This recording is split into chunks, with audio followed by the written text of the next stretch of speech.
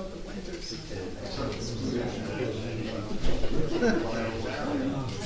yeah. No engineer.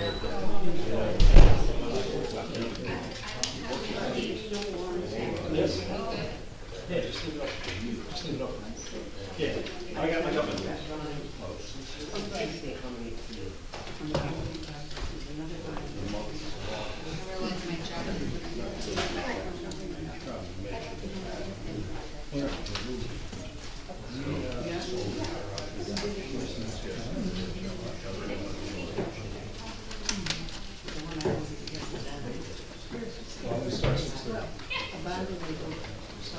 Did you turn it on? Yes.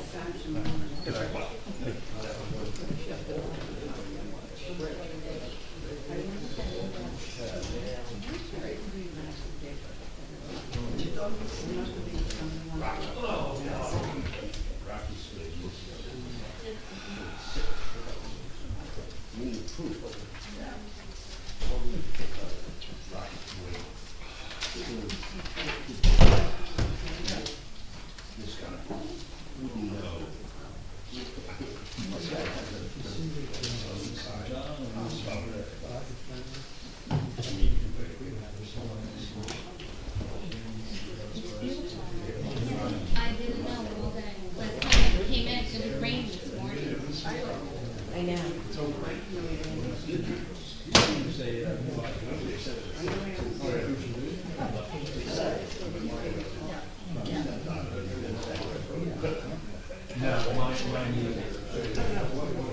I was just gonna say, you want to take a chair over now? Here. Yes, absolutely.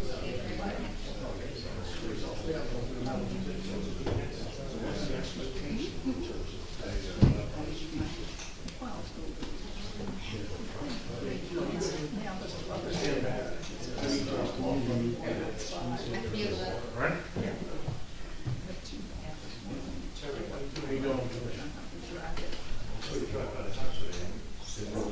Been older.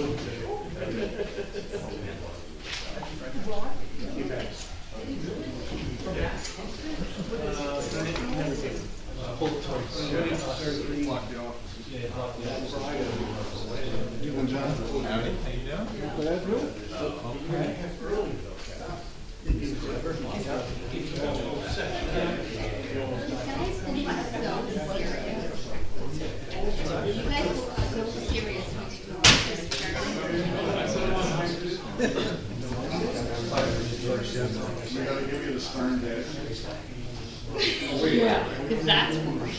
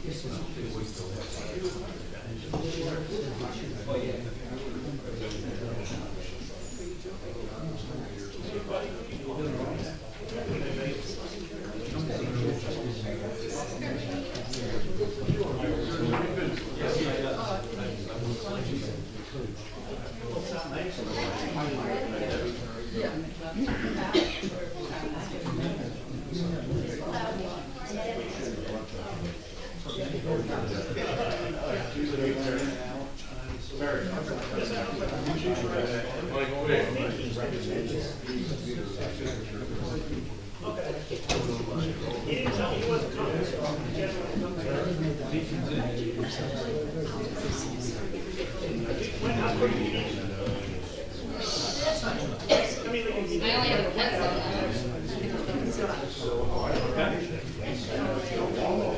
Is that, do you have another?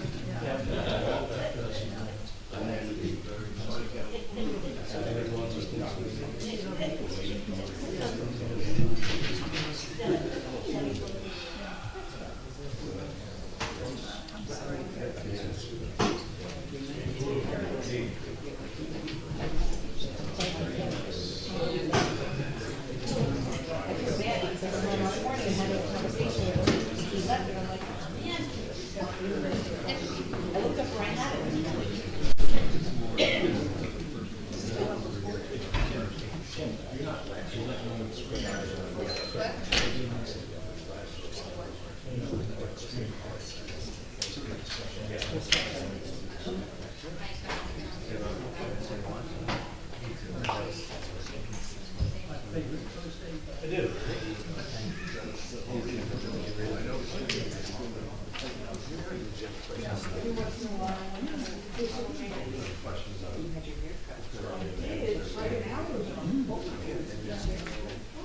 I was just gonna say the same thing. I was gonna say the same thing.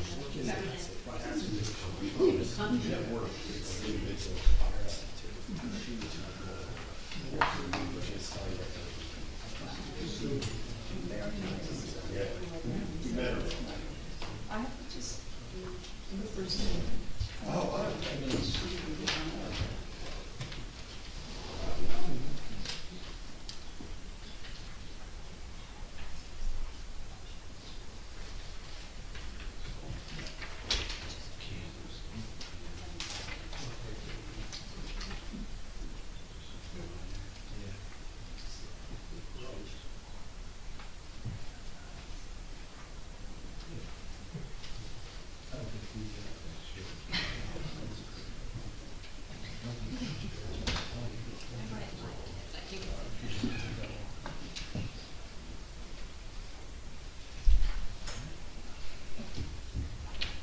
Start.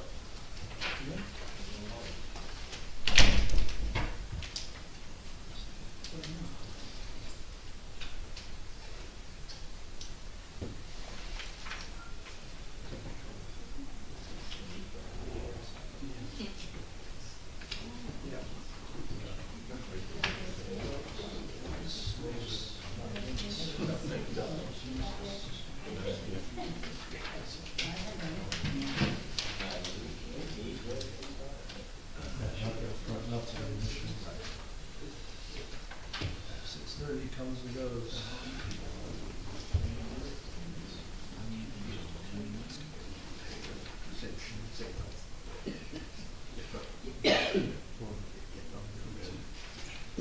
Okay, 6:30, we will begin. Call order. Pledge allegiance, please. Pledge allegiance to the flag of the United States of America and to the republic for which it stands, one nation, under God, indivisible, with liberty and justice for all. I wish to announce that the 48-hour notice is required under the Open Public Meetings Act was emailed to the Asbury Park Press, the Co-Star, and the New Coaster on December the 16th of 2021. That a copy has been placed on the bulletin board in the borough office and that a copy has been filed with the borough clerk. Mr. Bunnell? Here. Mr. Gudatese? Here. Mr. Sexsmith? Here. Mr. Weber? Here. Mayor Fox? Here. Thank you. Good evening, everybody, to our seventh meeting of the year. We're excited that we're heading from spring into summer. Today was a good indicator of the weather starting to turn on us. Besides all the work that's taken place, many of the plans that we have been working on are really coming into fruition and getting underway. The amount of projects to improve our town is really impressive, and we're going to talk about that later. But we'll go to the agenda and take care of the normal business. We don't have any ordinances for introduction or adoption tonight, but we do have two workshops. The first workshop is on daily and weekly badge prices. We've had some discussion individually amongst ourselves. The current daily price, and it has been since last year, is $12. The prior year was $13. We took it down $1 last year. If you all recall, 2020 was a COVID year. We had a lot of uncertainty around attendance, so we were able to make our numbers in 2020, and we were able to reduce dailies in 2021 and still effectively make our badge revenue. I think the proposal that we'll start with today is the same at $12, which again is fairly consistent with 2021. In addition, we discussed trying a weekly badge, trying to make it more economical for weekly renters. We'd set that price somewhere between $40 and $45, $40 or $45 is kind of the opening discussion on that. So with that, we can kind of start at one side and go down the other, talk through. Councilman Weber, you Start somewhere else. You start somewhere else? Okay. We'll start at the other end. 12's good. 12's good? Yep. Okay, we want to just do dailies first, and then we'll come back to weeklies, okay? Yeah, I mean, I have a few questions. 12 feels like the right number, but I do know that, you know, the total beach revenue has got to cover appropriations. I know that this year, 2022, we haven't yet passed the budget, but the appropriations are inflated this year in the beach budget. We spoke about this at our last council meeting because there are misses that we've had in the past where we should have captured revenue from the beach related to pension plan reimbursements for the police. There's a couple $100,000 of salaries being added to the beach this year, a couple $100,000 of statutory type appropriations related to pension plans and so forth, both for the police as well as for the other union. So the quick assessment, you don't have to be a math scholar to figure this out, is that we're going to lose about $500,000 roughly. If our CFO is he here tonight or planning to attend? Okay.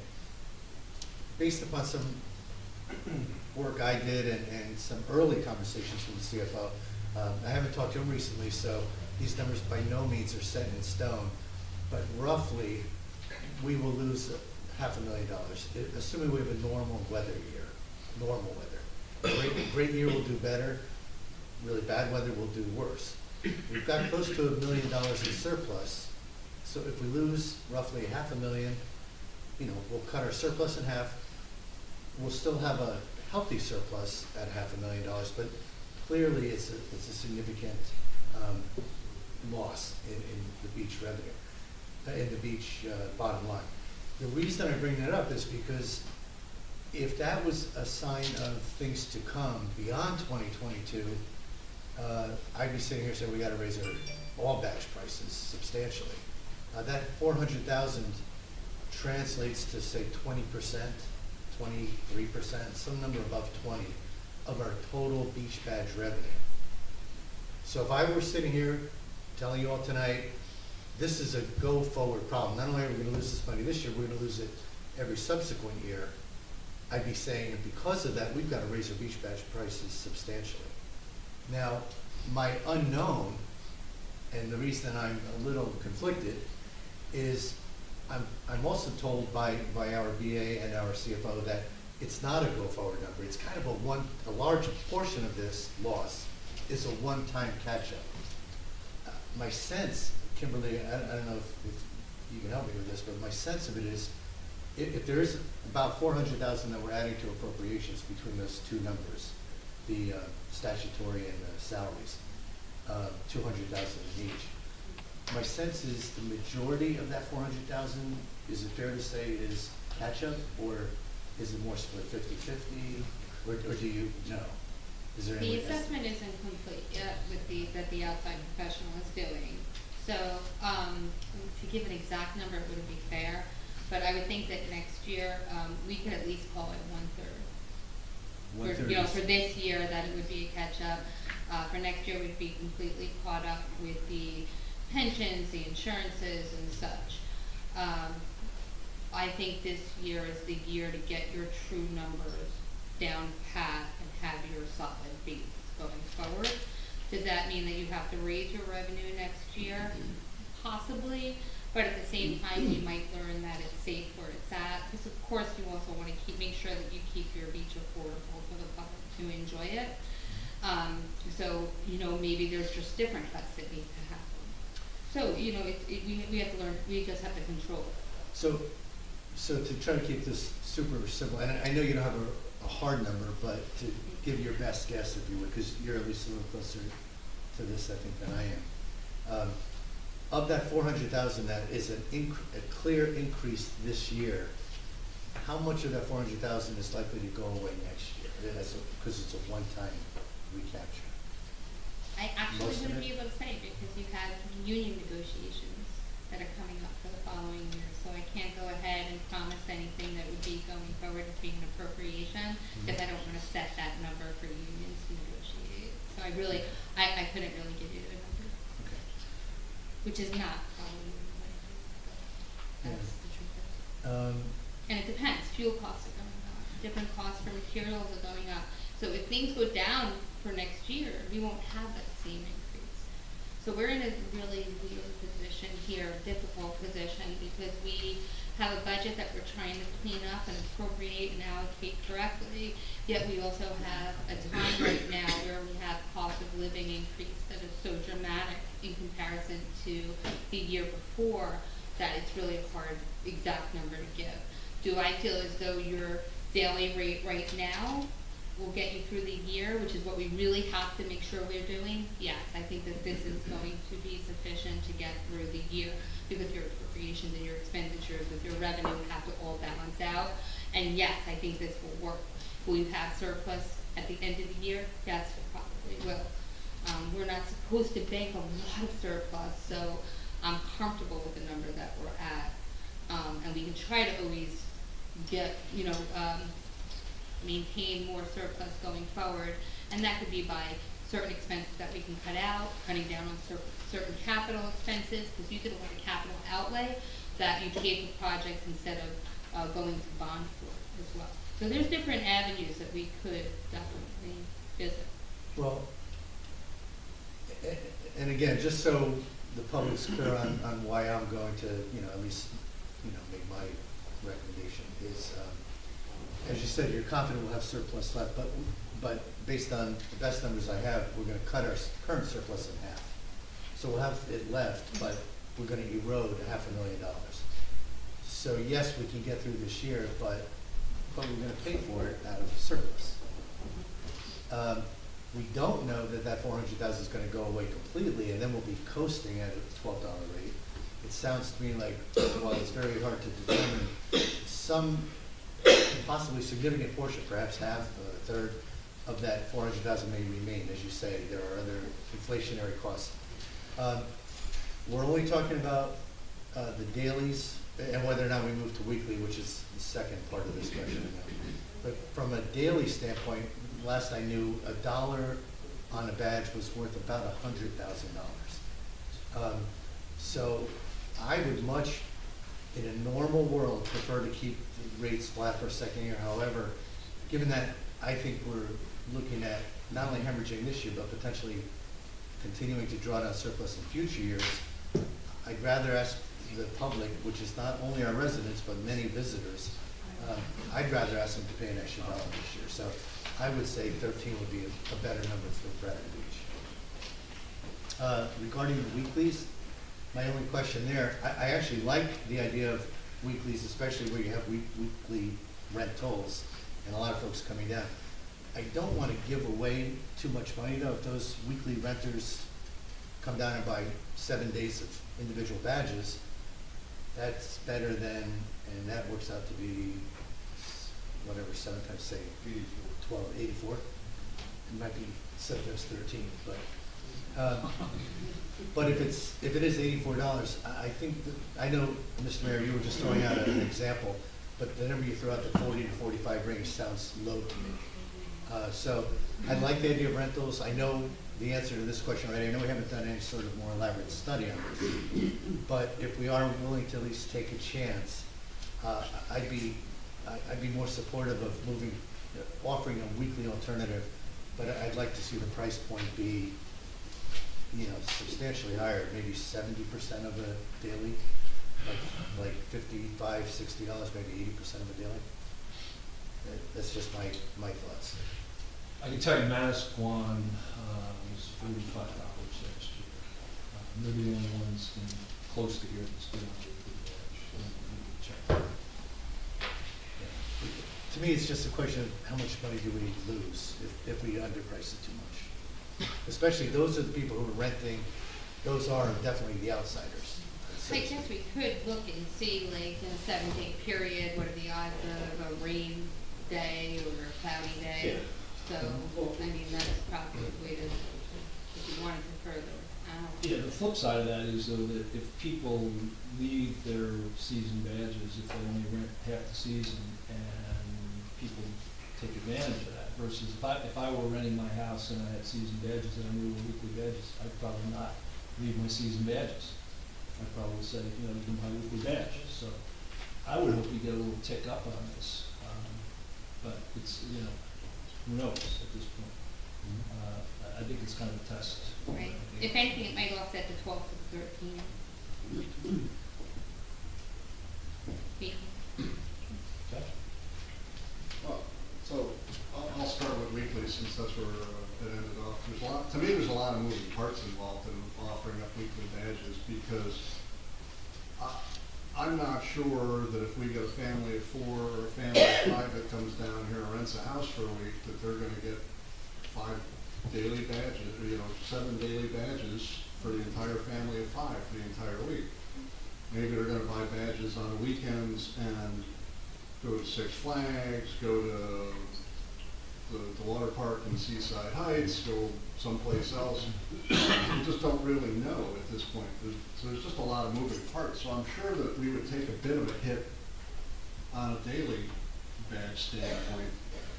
But the flip side of that is the mayor was getting to, if you price it too high, then people are just going to buy a season badge, and then it's going to be one and done. And so I think the $40, $45, $50 range is probably pretty good because that's between 3 and 4 badge. The price of 3 and 4 badges per person. So they're getting a significant discount on the price for the week. They may go to the beach more, they may not. They may just look at it and say that's a price savings over buying daily badges every day and go that way. But until we do something with it, we're not really going to know. And I think I'm willing to say that we should think about doing a pilot this summer to see how it does, and then we'll get some numbers and we know what we're looking at. As far as daily badges, I know that Councilman Gubitosi is concerned about this one-time hit that we're taking, especially since it's hard for us to quantify how much of it is a one-time hit. I think there's another piece to that as well, which is that salary ordinance that you and the CFO uncovered that specifies a fairly large number of employees have to have a fairly large percentage of their salaries allocated to the utilities. I think once we get that cleaned up and can get rid of that, and then we can allocate salaries a little more intelligently instead of just piecing them out the way that ordinance says, then I think that will go a long way towards reducing the numbers. So at this point, I'm comfortable staying with 12. I work for a coastal environmental group, and beach access is part of what we do. And I feel like with $1 million surplus, I feel funny voting for a $12 badge to keep it the way it is.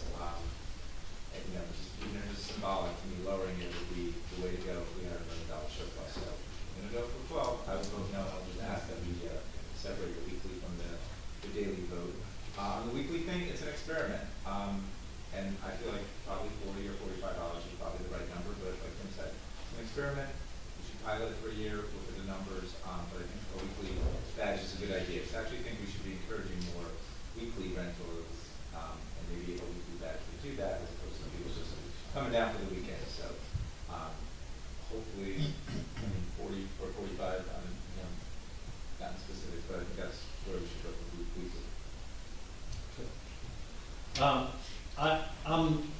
I'm okay with the $12. You know, the revenue projection that we put in for badge sales is actually 3-4% lower than last year, and I don't think last year was a great year. If you all remember last Memorial Day, we had the boats out rolling down the street. It was pretty bad, and most of our holidays weren't that great either. So we did take a hit last year, but we still were able to. We almost had $1.9 million, which was our forecast. We came in at $1.882 million. So I think people got back to the beach, and our season sales are pretty significant. They've indexed up. They've almost doubled over the last couple of years. So we've had robust sales so far. So I think, and I understand Councilman Gubitosi's concerns, but I think we've played through it and see where we're at the end of the year. We'll know September, October where we are, and we can do better planning going into next year. And maybe this has an impact on our discount for next year. Did Councilman Weber have a daily charge that you did want to suggest? I would think we could lower the dollar. So you're saying that? Yeah, so if the vote is on 12, I'll just vote down, it's fine. Okay. In terms of the weekly, I think it's an experiment. I think I'm comfortable with 40 or 45. If we want to start there and go there, I'm good with that.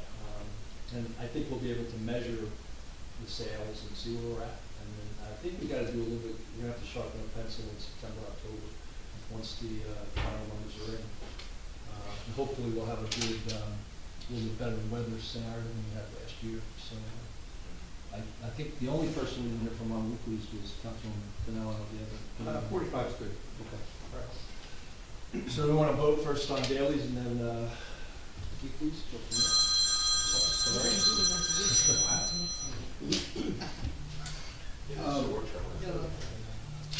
No, you're right. No.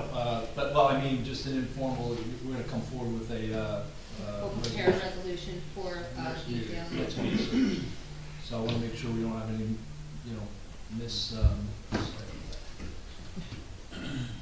Al, did you want to discuss any more about the 12 to 13, or are you just pretty solid on the 13? Yeah, no, I'm solid on the 13. I'm disappointed that we're all just making this decision based on what appears to be comparables of other municipalities without looking at our own budget. And again, Mr. Weber, Councilman Weber, you mentioned we have $1 million surplus, but doing nothing, we're going to lose half of that in 1 year. And we have cost of living increases, we have minimum wage increases, we have new charges that our BA did confirm, some portion of which will need to be applied going forward. With all those factors going into play, I think we're just going to dig a hole a little deeper unless we have a really wonderful summer. But I'm going to stay with my thinking. So I think we're ready, to prepare the resolution for the next meeting. Okay, we'll put the resolution. Okay, thank you, everybody. Good discussion. And hopefully we will have a great weather season. The second item we want to talk about tonight is the workshop is recreation fee ordinance. There's a lot of work been done over the last couple of months on this. Really, we're trying to look at all our systems, all our processes. I think we've got a fee structure that makes a lot of sense, and I'll ask Council President Sexsmith to comment on it, and that he's the liaison and worked on it with Liz. Thanks, Mr. Murphy. Just as a little bit of background, we've never really had anything in place for renting out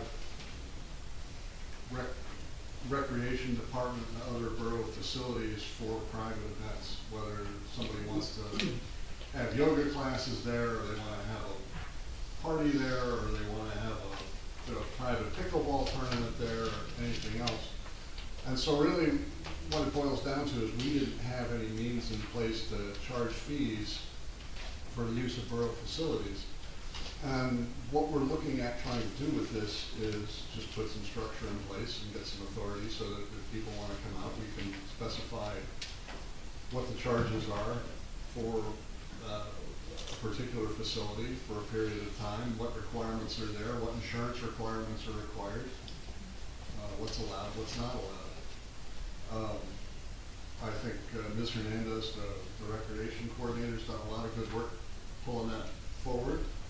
I know Councilman Weber had some comments on the draft that we had. I apologize to everyone up here because I forgot to bring those drafts from us from last week. But I think we incorporated them. We did. Yeah. did they? Yeah. But I think we just want to, I don't know if we want to talk about specific numbers or we just want to talk about the Yeah, you need a mechanism, right? general overview. And you're supposed to set by ordinance your fees, to have that mechanism to charge someone to use a facility. You have always the right to pass by resolution a waiver to not charge somebody, but this is just getting us up to par with the rate. So I have a question. fee for renting out the recreation center, or are we talking about recreation fees, because there's all sorts of fees, there's fees to do summer camp, and like, all sorts of fees. So are we talking about all fees, or just the one to rent it out? All the fees are incorporated. Yeah. Okay, so then this is relevant. A few years back, we, Liaison to the Recreation Board, we had this discussion, and we said, do we want to have those fees at such a level that we actually make money on it somehow, or do we want those fees to be structured so we simply break even? And the thought, I think, at the time among the council was, it's okay if we, break even on things, or, maybe something like things that involve kids, that could even be a break even or a loss, and, things that involve adults, they can, pay, to make up for it. So, if we're talking about all of the fees, I mean, again, that's the philosophical discussion here is, do we want to make money, or do we want to structure it so it's everything involving recreation is break even? So that's, Right. so then we could do the same for the fee to rent the center. So, right, we're not in business to really make money off of recreation, right? So we have to, there would be little set our fees to accommodate the program. When we come up with a rental for a facility, it's to cover the cost. It doesn't have to be staffed, our insurance, the lighting, the utilities, and such. So when there's a fee set, it's not to make a profit. And then you also have the ability and the mechanism that you're not just maybe putting into like a miscellaneous fund, but if recreation has a program, it'll go to the trust fund to offset the cost of that program. And if there is, let's say, $1 or $2 extra, it'll help then for the next program and so on. So that was actually one of my questions. So all the funds that are collected through the fees go into the trust fund and get fed right back into recreation. Sorry. No, it's fine.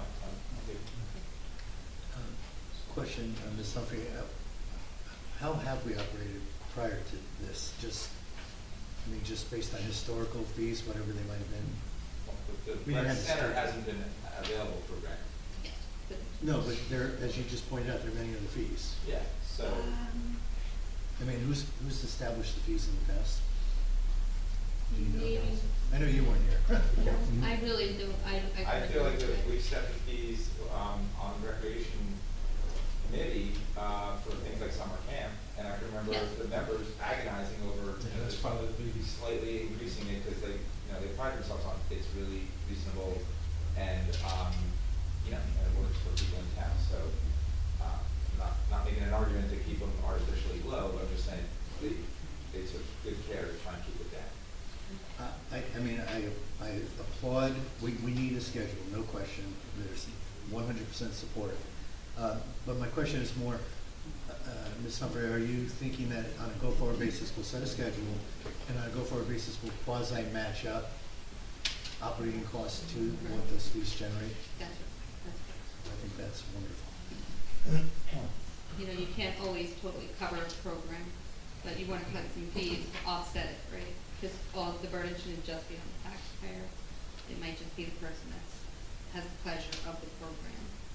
So let's just say we offer yoga, right? So we have a yoga program, and there might be a donation that you can give. So that would go to the trust fund, and then maybe it would actually be paid out of the O&E budget, that would come from the budget.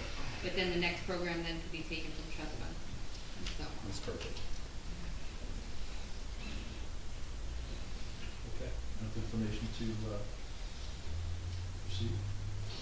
I'm good. You, Councilman Bond? You're good? Okay, Thank you.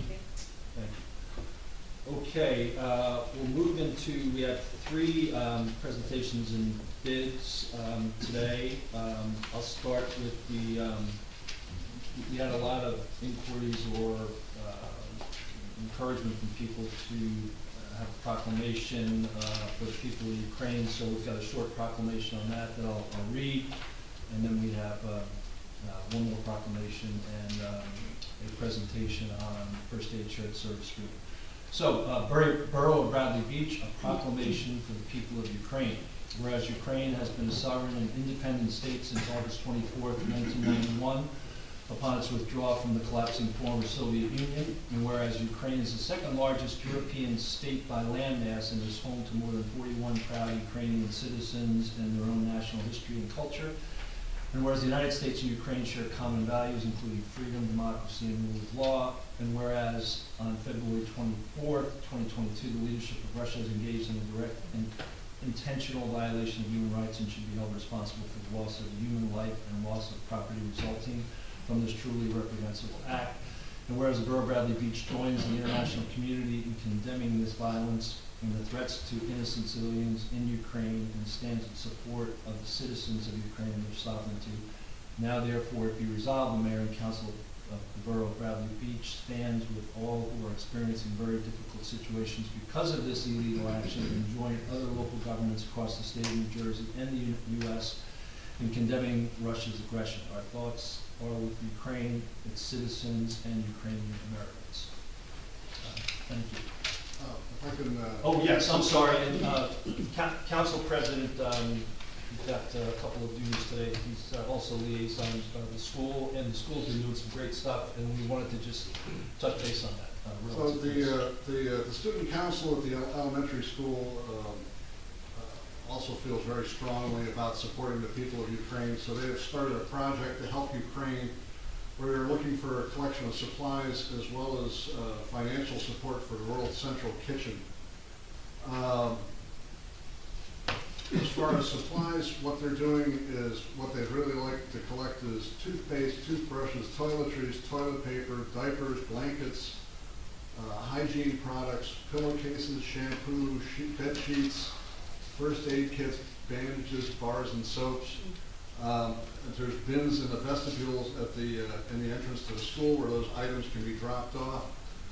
In addition to that, they want to help the World Central Kitchen. The World Central Kitchen has organized and is going out and is feeding refugees in Eastern Europe. And so they're trying to do a fund drive for that as well. And they're asking that if you'd like to make a financial donation to them, it's to you make your checks payable to the BBES, the Bradley Beach Elementary School, and in the memo section write World Central Kitchen. If you want to mail it in, you can mail it to the school. It's on care of Bradley Beach School, care of Student Council, 515 Brindley Avenue, Bradley Beach, New Jersey, 07720. I realize I didn't cover a lot of detail on that. It's on it's on Facebook. It's on the BBBCA page. They're listing it. I know it's on the Bradley Beach community page. It's a great show of leadership by our students in school trying to support a cause and right what they see as a wrong. Mr. Mayor? Yeah, thank you, and it's great. The Facebook page is great, and I think the student council's done a great job and taking some great responsibility, so hats off to them. Okay, our second presentation or proclamation, for those who don't know George Bacher, he served our community for a number of years. He's just recently announced his retirement from the Office of Emergency Management, and we felt it was really appropriate to recognize him. I got a swan song email from George about a week ago detailing $90,904.49 closing out our Superstorm Sandy funding, and it's typical George right down to the penny. So we have a short proclamation, and I want to ask George if he could come up and we could recognize him.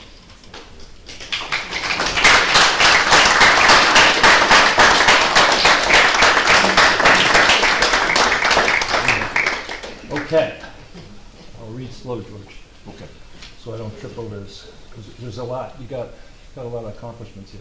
Okay, whereas George Bacher retired as a member of the Office of Emergency Management in the Borough of Bradley Beach, of which he has been a member since February of 2013, and whereas in the wake of Hurricane Sandy, Mr. Bacher was instrumental in assisting with the completion of public assistance project worksheets used to secure disaster grants from FEMA for the borough to rebuild the beachfront to what it is today. And whereas Mr. Bacher was appointed as a councilman for the Borough of Bradley Beach in 2008 and worked in other borough departments, including the Department of Public Works. Whereas Mr. Bacher was sworn in as a Class 1 Special Officer for the borough after completing a 2-week training program at Monmouth County Police Academy in 2013, making him the oldest Special police officer in New Jersey and perhaps the country. Mr. Baca patrolled the beachfront during the summer seasons as a Class 1 officer through 2017 with a focus on community policing while enforcing borough ordinances.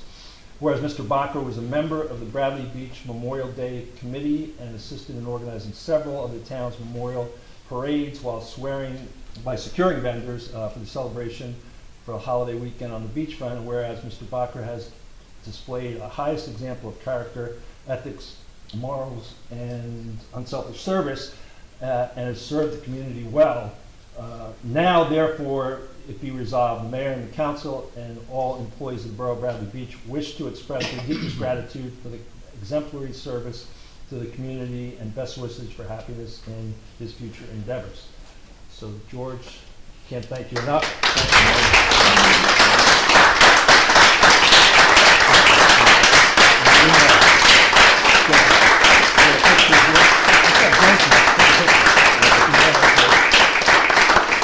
We have Mrs. Bacher's stuff up here for a second. I know she's back there somewhere.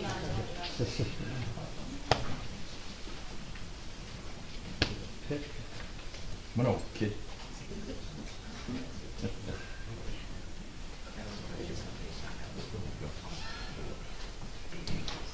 Okay.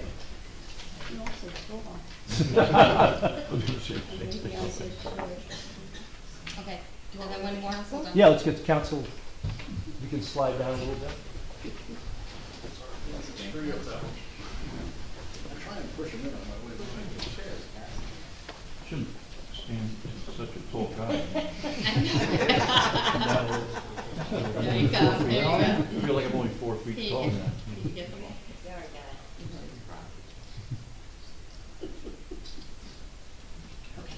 Picture.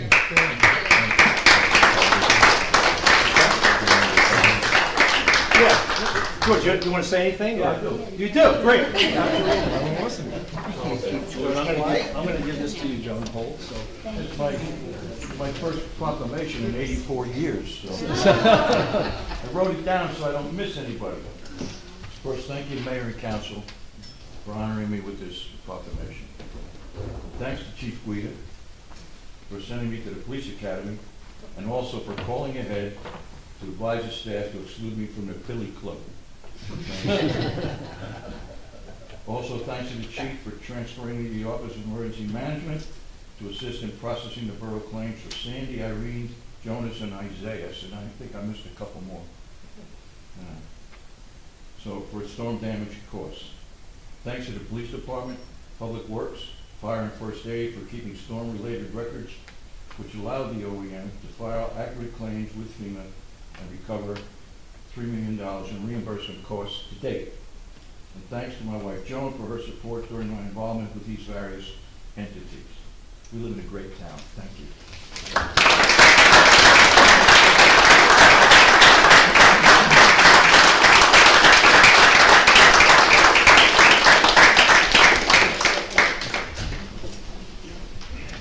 Thanks, everybody.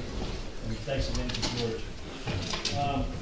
Our third item tonight is a presentation. We have been and will continue to assess our services and how we provide them as a community.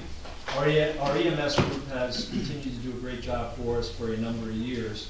The challenge continues to be with some of our services, service level to our residents. How do we optimize and get the best service level we can?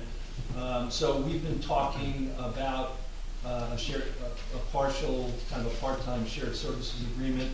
A number of us have reviewed that. I think, are you going to summarize it, Kim? And then we'll certainly go through the presentation. I think we have some folks from Neptune here also, folks, and Okay. take it away. First off, I want to acknowledge the first aid members and fire department members that are here tonight. I want to thank you for your service. It is most appreciated. I have been in first aid and fire department for very many years, and unless you volunteered, people don't realize the time and dedication that you have to give, the holidays that you have to run out, the time that you miss for certain holidays, birthday parties, events, because you have to go to schooling. And right now, in this day and age, and it's changed so much from back in a few decades ago when the Department of Transportation created EMS services. It was just, you know, hey, I'm going to go ahead and answer some calls, throw somebody on the back of an ambulance and go. Due to different litigation and changes in medical services, you are required more training now. The amount of training that these EMTs, first responders, have to go to are hours and months out of the year. And not only when they get their certifications do they have to keep up with CEU credits to keep that certification. If it lapses, they then have to go to class again to recertify and test with the state. So first, I just want to acknowledge everyone and know that I absolutely respect what you do for the first aid and for the residents of the town. When I took the position last year, believe it or not, in the summer, I was presented with a question of how can I help first aid, maybe fire department, because they need assistance. That was by fire and first aid members and people that were on the executive team of those departments or companies. In other places that I've been, it's a hard pill to swallow to say we need help. And I just want the residents to know by first aid wanting to become stronger, that's a big step to take to come and ask for assistance. In doing so, I did speak with the DCA, Department of Community Affairs with the state, to do feasibility on what could assist the borough, what needs do we have, and are we up to par with what we are offering the residents. There were some options that were given to us and they were costly. At this time, there was not a way that we could go into the programs that they were offering us. I then spoke to Neptune Township. I went over our call schedule of what's answered, what's not answered, our call volume, what times a year, what times of the day were calls going out, and when the call's not getting answered. Neptune did come back with an offer to answer calls 7 days a week, 12 hours a day. I then met with the first aid company, the president and the other executive side. There's two sides of the line. There's the officer line that answers the calls and does the call sheet, and then there's the other side that has the president, treasurer, and secretary. I met with that division, and I was asked at that time, would it be a possibility to break down the times that Neptune would answer to 5 days a week, leaving weekends to the volunteer squad, because they felt as though the moral or morale of the company would die if they weren't given the opportunity to answer on the weekends. So in speaking with Neptune, we said we can give it a try and see what happens as a pilot. I then presented mayor and council with the agreement, and that is what we have tonight to offer up to the public. The CFO from Neptune and the first aid, I'm not sure what your position, first aid manager, are here tonight to answer questions.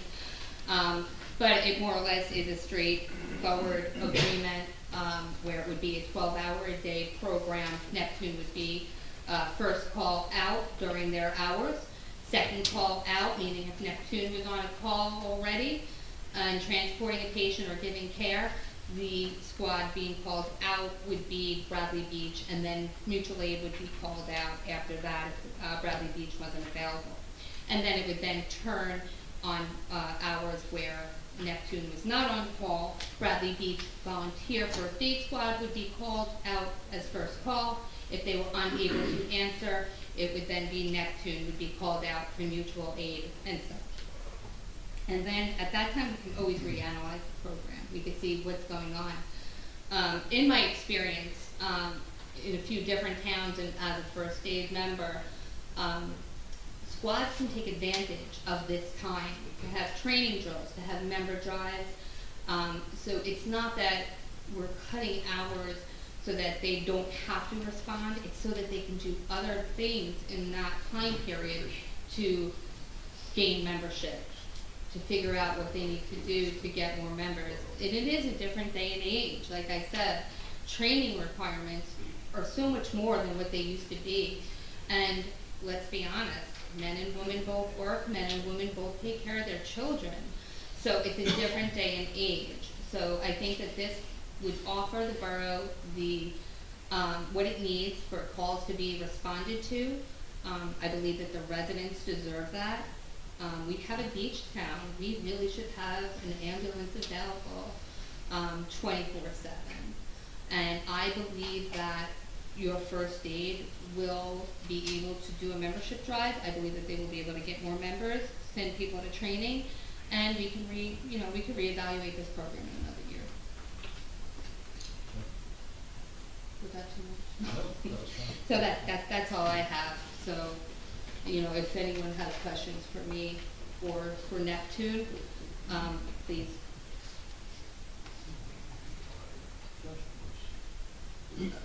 I do have questions.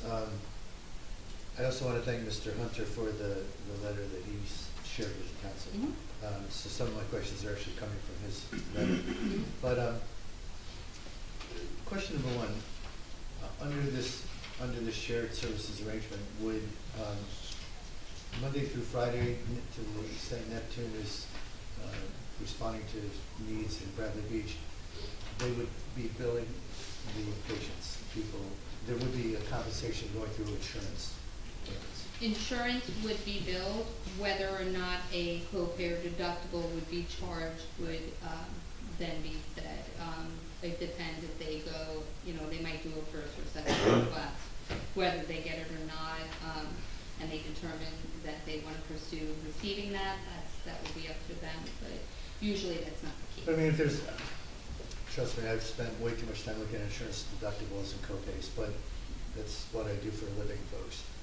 But whether it's a really large deductible and the patient pays it themselves, or whether there's no deductible and the insurance company pays for it, in either event, Neptune would be getting reimbursed at least. So it would go above and beyond our fees. How does that compare to what we do today? Our EMS serves residents of Bradley Beach.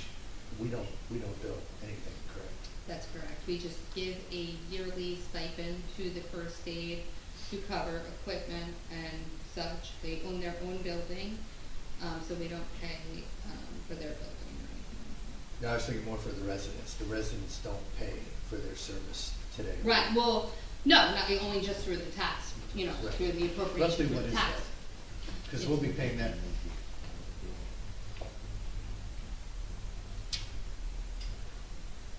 Yeah, if it's an ALS call, you will get a ALS bill, the chief is correct. So if it's a advanced life support call, you will get a bill from the medics that respond. But not from Bradley Beach. but not from No. Bradley Beach First Aid, that's correct. So, They get approximately between 30 and 40,000, depending on what they ask for. 35? and that number won't go away. We'll still be supporting the EMS through that particular budget contribution. This year, yes, we would appropriate them their due amount, it's only fair. Okay, continue quickly with my questions. Kim, you mentioned some of the cross-training opportunities, which I think is great. My broader question, what are we trying to solve? What's the actual problem? Have we had challenges getting to emergencies? I know we had 450 calls last year from Mr. Hunter's note. Do we have 100% attendance? Have we missed half of Well, it them? depends on how you would, There's a certain aspect of this that's not sustainable, that the vast majority of the calls, I'm gonna say approaching 90%, if not exceeding 90%, are answered by two members. And that's just not a sustainable mechanism going forward.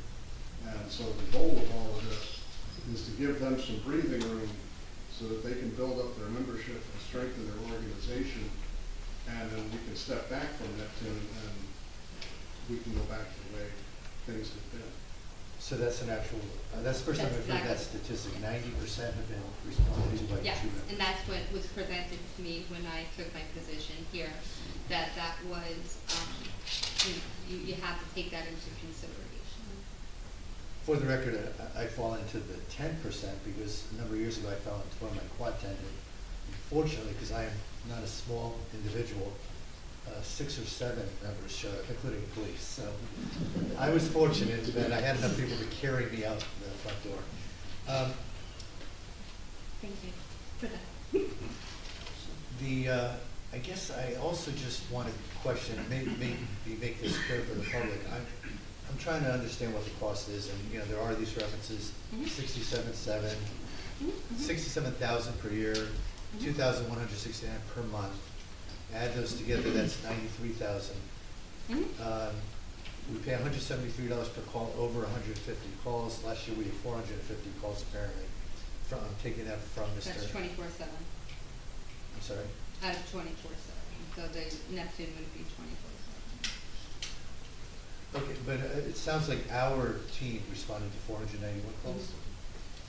So incrementally, if we're paying for 150 and they'll at least be taking on what our team did, plus potentially more, I count that to be another 59,000. So now I'm up to $152,000 of additional cost above and beyond the 35,000 we contribute to the first aid today. So I just want to make sure that we're all on the same playing field in terms of cost. It sounds to me like we're getting close to 150,000, and to the extent there are more calls than just what our EMS covered, you know, we could get closer to 200,000 of incremental costs. Is that a reasonable estimate?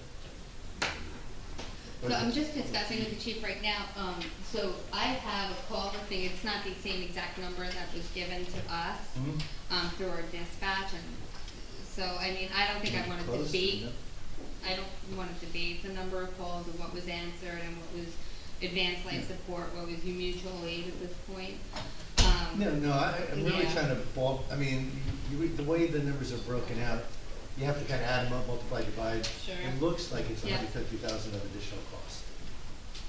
It's a savings of $150,000. Well, that was going to be a separate question. How do we get savings from incremental costs? Like, is that because we're anticipating that in the alternative, we'd have to hire people? Correct. And we're anticipating that we hire $300,000 worth of people? Exactly. So actually, Mike Baskin was actually, I don't know if you wanted to speak. I just want to clarify the cost. Yep, there you go. Just so you're very clear. That's Mike Baskin. I'm sorry, Mike Bascom, I'm the Chief Financial Officer in Neptune, and myself, a 42-year volunteer first aider. So I just want to answer the call about the cost, because your calculation is definitely not mine with what we're proposing. Bradley Beach would be paying $25,000 per year roughly. It's $2,160 a month roughly. The difference, and what that does is today, when a paid squad comes to Bradley Beach to assist a Bradley Beach resident, they get the full bill. They get billed by Neptune or Asbury or whatever other paid agency actually responds in. They receive the full bill. Insurance pays whatever portion they're going to pay, and then they're balance billed by the provider until they pay the balance. The $2,100 a month allows Bradley Beach residents to be treated just like Neptune residents are treated by our service. Neptune residents receive a bill if they have insurance. We accept whatever their insurance pays, and there's no balance billing. So the $2,100 a month basically covers our Medicare requirement to fairly bill for the services we're providing. So basically the borough is picking up that portion. So what Neptune actually receives is whatever we recover from insurance, plus your $2,100 a month. That's what we receive. To date, just to be clear, we've been averaging 12 calls a month in Bradley this year for the first 3 months. So we've answered 36 calls through March 31st in Bradley, and your residents have been billed for the full amount of those calls. Now your out-of-town residents will be balance billed. Out-of-town visitors will be balance billed. So if you're a resident pursuant to Medicare regulations, basically your taxes are funding the EMS service, so you're entitled to that benefit.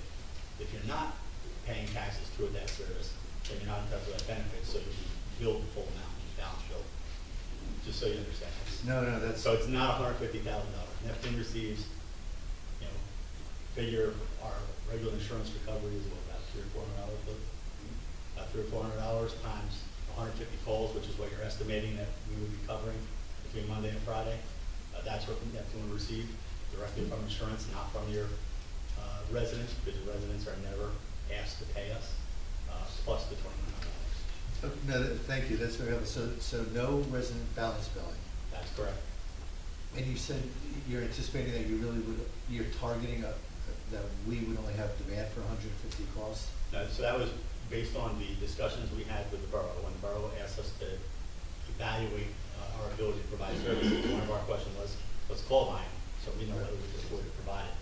So your intention is that up to 150 calls, that's included in your 25,000 That's correct. a year? And then there's, within the agreement, there's a rate roughly $173 per call in excess of 150. And there is a reference, both in the summary we were provided by Ms. Humphrey, the emergency medical services agreement, as well as in the letter from Mr. Hunter, that the cost to the borough is stated at $67,755.95. What is that number? So within the shared service agreement, you have to show what the savings is to the borough by entering such an agreement. So we estimate, using our rates, our current call volume, our equipment, our personnel, it costs $67,000 and change to run 150 calls. So you're paying $25,000 roughly of that $67,000. So your savings is the difference of the $14,000. You don't add those numbers together. They're stated for the sake of explaining the savings for shared service. Okay, so I was incorrectly adding them together. Correct. And then I guess my last question, do you have a sense for how many calls currently, last couple of years, that Neptune has covered for Bradley that we have contributed to your I'm cost? sure Mr. Rose would probably answer that. I don't have that number off the top of my head. Just like every other EMS agency, Neptune ourselves, our volunteer system, at times struggles. And these little assistants, No, my thinking is only if you typically cover 50 calls because our EMS is not available. That's an existing cost that would actually go away. So I was just trying to do a quick calc in my head. Right, so really the cost is, right now the borough is not paying Neptune when we respond in. Your residents are paying direct. Okay. So that's where your savings actually occurs. If they're, the rate that we're proposing for the 150 calls is based on us staffing properly to assure that we have an ambulance to cover your 150 calls. So the difference is, if we're not entering an agreement, we continue to provide mutual aid like we do now. We continue to bill, and the situation is your calls are secondary to Neptune calls. When we're part of the agreement, your calls are just like Neptune calls. Okay, I have one more question, but it's specific to Bradley, but thank you, that was very informative. I have one quick question. How many members does Neptune have? How many members does Neptune have? This is the paid agency. Just two different. The one that would be servicing Bradley. 28 paid members. So we try to staff a minimum 2 ambulances on duty, and then during the summer season or peak seasons, peak times, we try to increase the staff. Thank you. Ms. Humphrey, my last question is, just logistically, how does this work for our EMS? That they would still be available, they would be covering basically on the weekends only, so they would. No. Weekends and nights. Right, so it I'm would sorry, be weekends 6 and PM nights. to 6 AM, would be volunteer first aid at Bradley Beach, and 24 hours on Saturdays. Okay, And just first call. First call on those hours. Right. Second call, 6 AM to Right. 6 PM. So basically, they're both still covering everything. In fact. okay, thank you. Any other questions? Okay. Do you have public comment?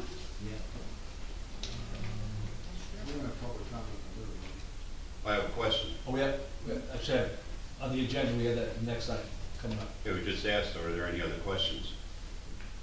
Are you talking to the board or to the public? I'm kind of talking to these folks here. Okay. Okay, thank you. We'll hit public comments in just 1 minute here. Next agenda item, and thank you, those who came to that presentation and participated. We have number 7 item on the agenda, the minutes of March 22nd. I want to make a motion to approve the minutes of the council business meeting for the 22nd of March. Second? Mr. Vanel? Yes. Mr. Gubatose? Yes. Mr. Sexsmith? Yes. Mr. Weber? Yes. Mayor Fox? Yes. Okay, now, public comments, questions, 5-minute limit, single instance to speak per participant. And I don't have any public emails. We got one question to start.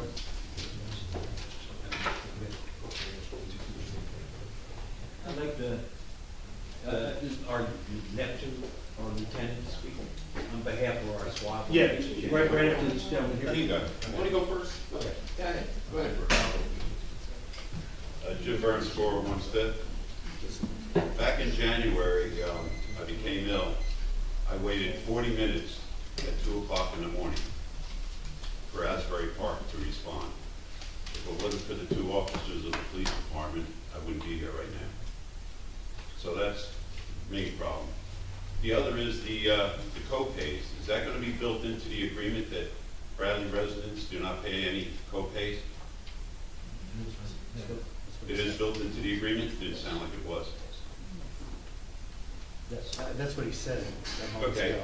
And the third point is, a few years ago, Mayor Engelstadt and the chief, we talked about paid service. And back then in another town, we started with 6 guys and an ambulance. They're up to 6 ambulances now and 30 guys full-time. Right? Why isn't Bradley Beach been billing? I brought this up years ago when Mrs. Rice was here, that they should be billing for the BLS. And they're not. That's $300-400 a hit. And the reason I got, when I talked to somebody from the first aid, is that they didn't have their certification. And if they had their certification, they could bill for all their trips. Now, 12 trips comes out to $6,000 a month. And they want to bill Bradley $2,100, they should do it for free. You're getting every trip that they take, unless ALS is called, and then they don't bill. But why hasn't Bradley Beach been billing for the last 5 years since I've been up here talking? And is the reason because they don't have certification, or why aren't they billing? I can't say as to why it hasn't been done, but there is a volunteer squad and then there are paid squads. Volunteers So, don't get I'm paid. not, I know this. All right. So- Well, how come it hasn't been done? So I can't say why it hasn't been done, like I just said, but you either have to be a volunteer squad or a paid squad. If you're a volunteer squad and you do third-party billing, there's a formula there and there's only certain things that you can bill for. Yeah, for transports.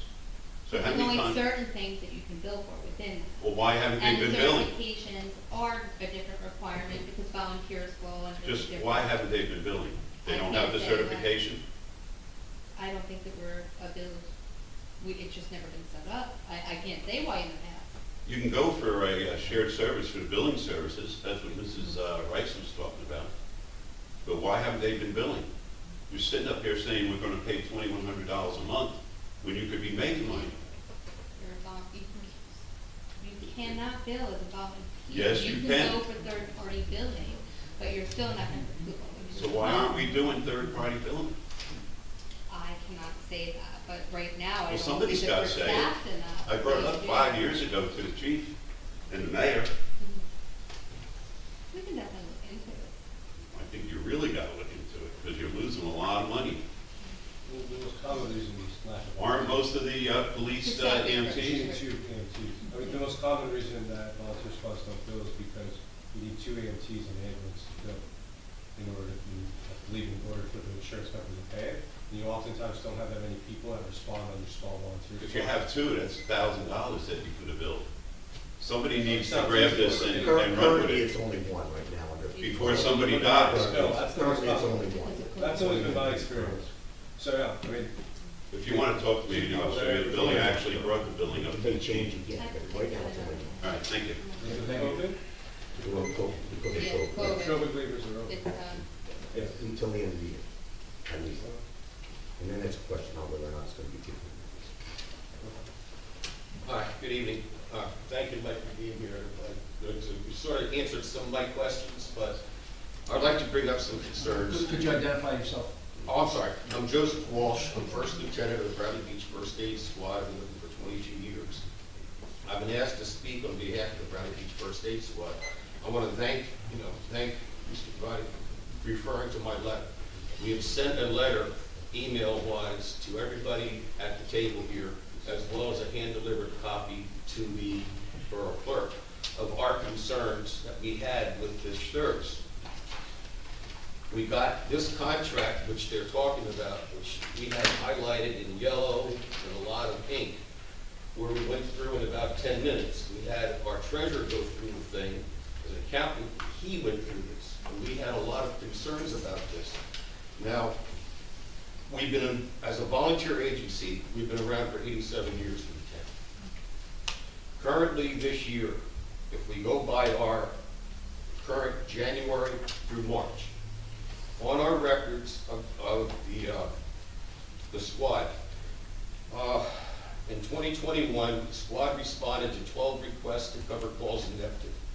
So we have Neptune coming in, which we really thank them to do. They help us out. We have, like right now, 1 rig in service. They're good for our 2nd rig. But we also answer calls in Neptune Township. So it's a tit for tat, as they're called. We don't get reimbursed, but we answer in Neptune, but Neptune would bill when they come in here. Now, going through this thing, we had a total, I can find it for sure, I think I wrote on the list of how many calls we covered between January 1st and March 31st, which was a total of about 98 calls. Out of those calls, Bradley Beach had to respond for Neptune 4 times. There was 1 call we went to Neptune Township, 1 call was to Ocean Grove, and 2 calls were to Avon, who also has the agreement with Neptune Township. So we had to go in after Avon and Neptune Township couldn't do, but we got out to answer the call. And again, at no charge. Now it comes through that apparently the contract that you're talking about here, has the board gone to or spoken to the board of Avon by the Sea or Neptune City, as they both have the agreement with Neptune Township. The agreements that they have, from what I was told by going through my sources, is definitely less of an agreement than what they're giving you here. And I think what the first aid is really asking is, we need to have a meeting. And I don't know what meeting, I missed the meeting that was supposed to be with the first aid with statistics. I don't know, Eric, did you go to the meeting? Do you remember anything as president? If there was, I'm sorry. January. Okay, I don't remember the meeting, so that's why I'm not going to address that part. I'll leave it on that one. But I really feel before this town, we're asking the borough, before you invest $98,000 into a system, whether it's right or wrong, in the contract, if you add it up a certain way, it comes down to it. They're only talking about answering 150 calls. But if you read the contract, ladies and gentlemen, it was from Monday to Friday, from 6 a.m. to 6 p.m. As you know, in the town, majority of our calls come in after 6 p.m. and before 6 a.m. Usually the daytime calls, we're able to pick them up. We might lose a few here and there, but a majority of our calls out of 491 were all on weekends, holidays, and at night and early in the morning that we get out to. So it'd be nice to have somebody cover for 150 calls. I don't think we're going to hit that many because our day calls usually aren't that heavy. They're mostly the nighttime. Now, what we wanted to do, we're going to try to get a meeting, which I'm asking the board right now, as from the first aid squad, to go into it. We noticed that there was a line item of, let's say, $30,000 in the budget, but yet you're talking to $98,000 possible expense. And we didn't understand where this $30,000 and the difference of $63,000, how that's going to benefit the people of Bradley Beach.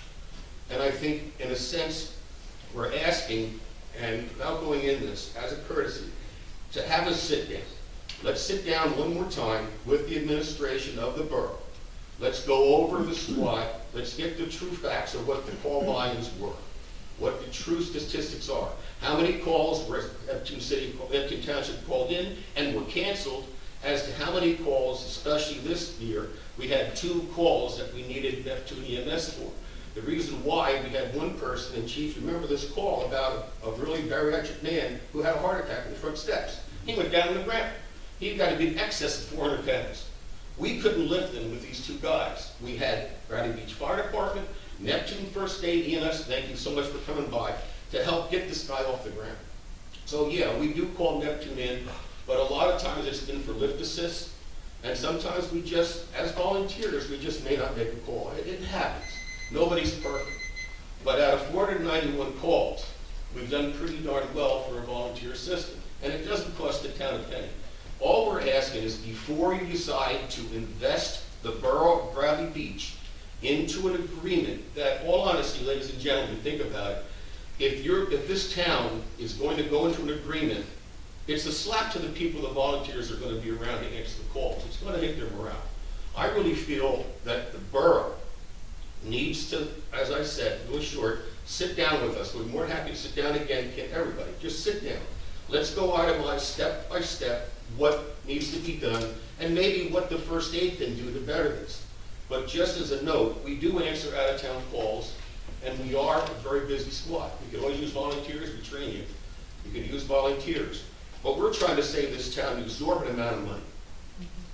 And I guess, without going to everything, I guess that pretty much in a nutshell puts it down. We're just asking that you can please consider tabling this event until we can really get the true value of what this is and make sure that the general public has a true picture of what this is going to cost or what impact it may have on the EMS system in Bradley Beach. Okay, thank you. Thank you. Any other questions on the agenda? I'd like to say a comment, may I? You have a question on the agenda? I'd just like to comment on what the lieutenant said. If it's a I'd like to comment, speak. yeah, if it's a comment. It's No, if it's a comment, you really, really. not a comment, just something I'd like to say. I'll say as a borough resident, Yeah. I live in Name and Bradley. address. Yeah, name and address. Borough resident.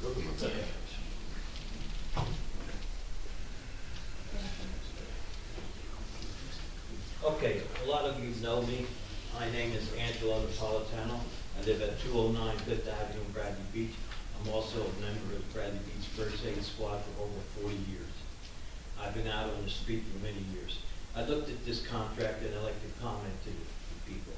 It's very important. It's a wonderful thing to serve from 6 o'clock in the morning to 6 o'clock p.m., whatever they have down there. Okay, now on the weekends when we have the beach crowd, 10,000 people on the beach, who shows up? We show up. We're there on the weekends. We've gone 12 calls, 15 calls, 20 calls in one day, and we answered them. We answered those calls. You know, we try to get out as much as we can. Yes, we do call Neptune. Neptune's a good squad. But I feel, in my mind, that Neptune's not going to be able to handle the weekend calls when we maybe need additional help. They're going to be in Neptune City, they're going to be in Avon, and other towns. And I don't think they can perform. Now, you're putting on us the most busiest time. So I'm going to get up and go 10 times or 12 times on the weekend, and then during the week they get by, but just answering a few calls. I don't think it's right. I think we should reconsider what's going on. Okay. Thank you. Just to clarify, those were the hours that I was asked by the squad. I understand. Okay. That's why a sit-down meeting and discussion when the majority of the calls is very important. Okay, thank you. Anyone else? Yep.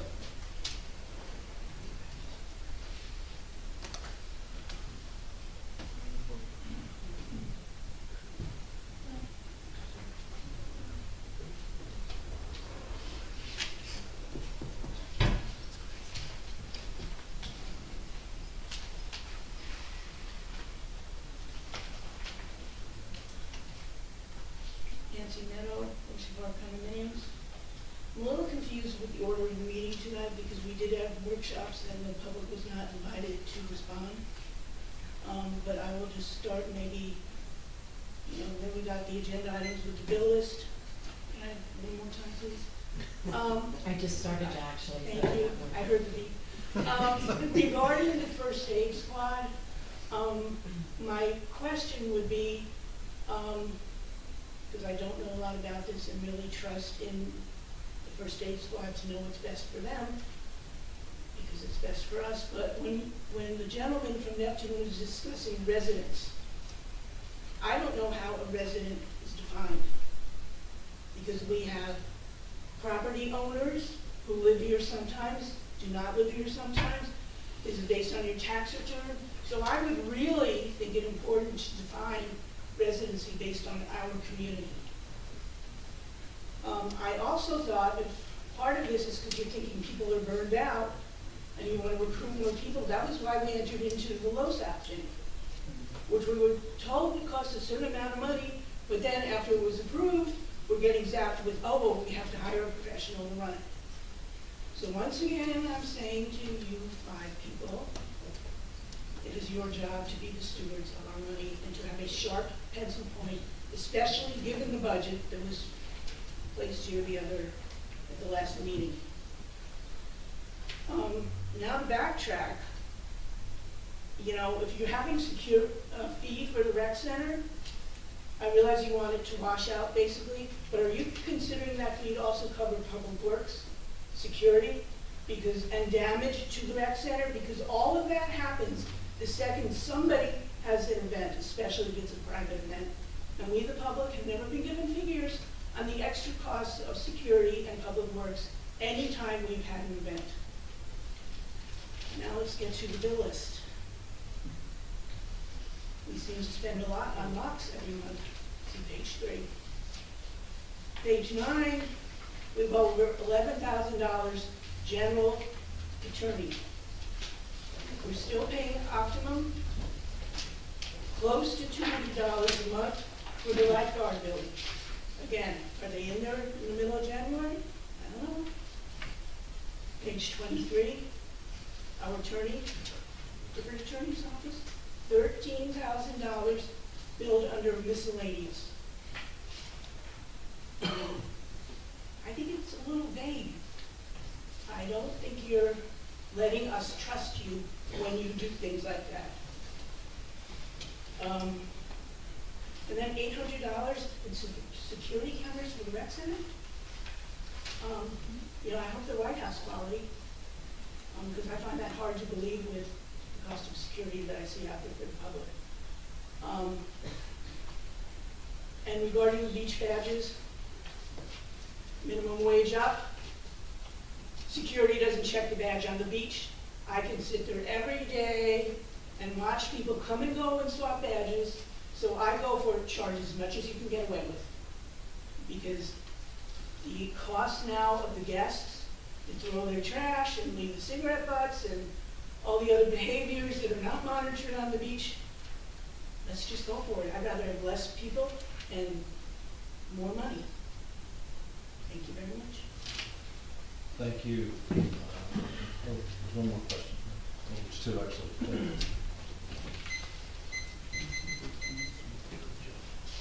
Thomas J. Cohen, 612 3rd Avenue. On the bills list on page 4, there's a billing to the Bradley Beach Library for $38,443,000. And I'm wondering, is that coming out of their 2022 budget, which is projected at $560,000? So, where's that coming from? The 2021 budget is their reserve for capital. For capital improvements? Okay, great. It's the proper way it hasn't Sure. been. Okay, but they still have $560,000 coming in the budget. Yes. Yeah, okay, that's one I wanted to find out. On page 7, there's a line item for Discover Construction for improvements to Newark Avenue for $6,414. Is that the final payment on this pilot program? Yeah, this was actually, is that phase 2? Was it phase? What Let's was that see. page? I'm sorry. That is I haven't page looked at 7, it yet. middle of the page, Discover Construction.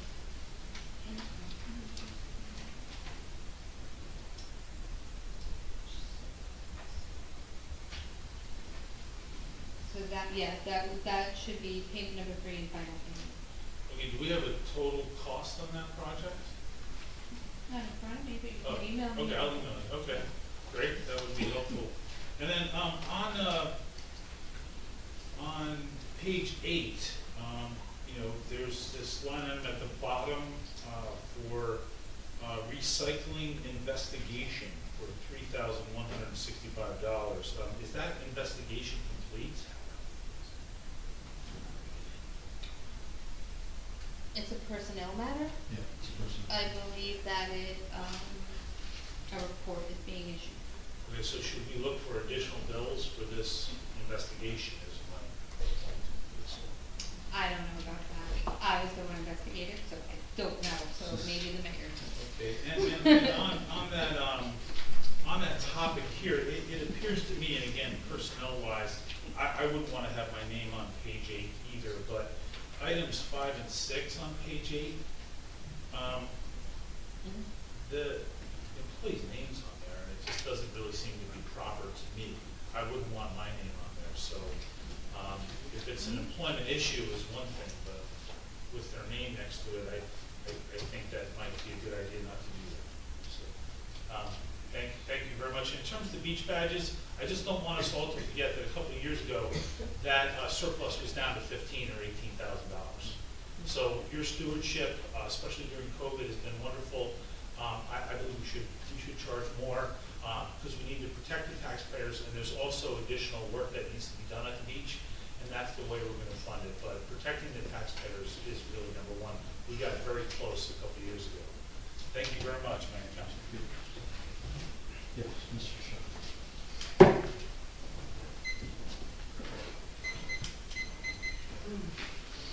William Shook, 115th Avenue, Bradley Beach. On your executive session, you have Irvington Manor. I was just wondering why she's repairing the roof that had fire damage, possibly structural damage. Was the fire marshal ever allowed to go in there to evaluate the building, or a zoning officer or anything else like that? I mean, she came before the planning board, was denied to do what she wanted to do, took the town to court, lost.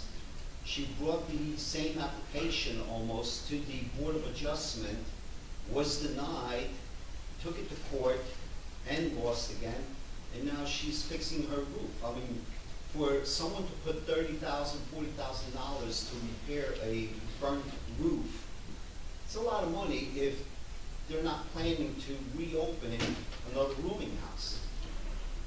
Did anyone from the town ever try to get into that place to look at the structure to see if it, I mean, we're putting the people that are fixing the roof, you know, in jeopardy. Is it structurally sound?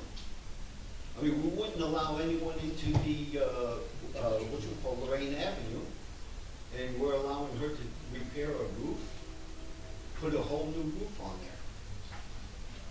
I don't know the answer if the fire marshal's in there or not. We can One find of the out. different questions going on right now.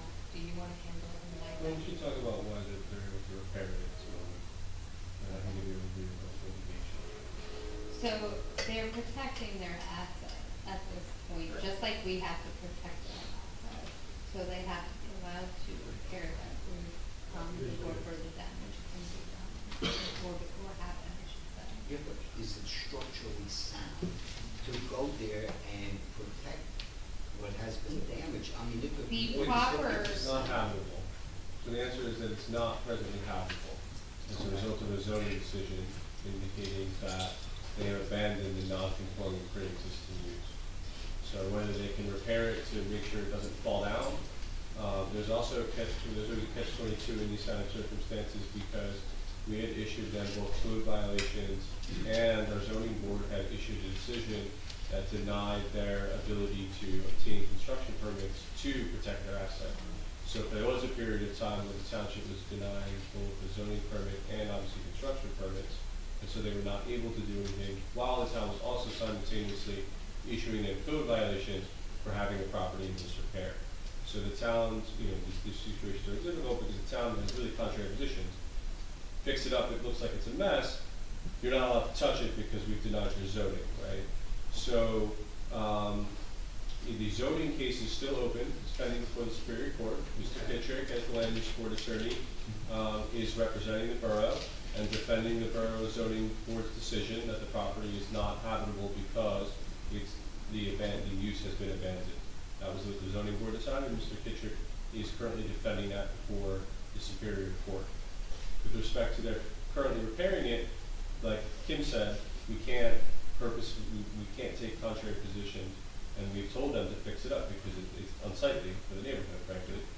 And so they've been allowed to take interim steps to protect the asset, but not return it to habitability because they don't have a zoning permit, and that is still before the court.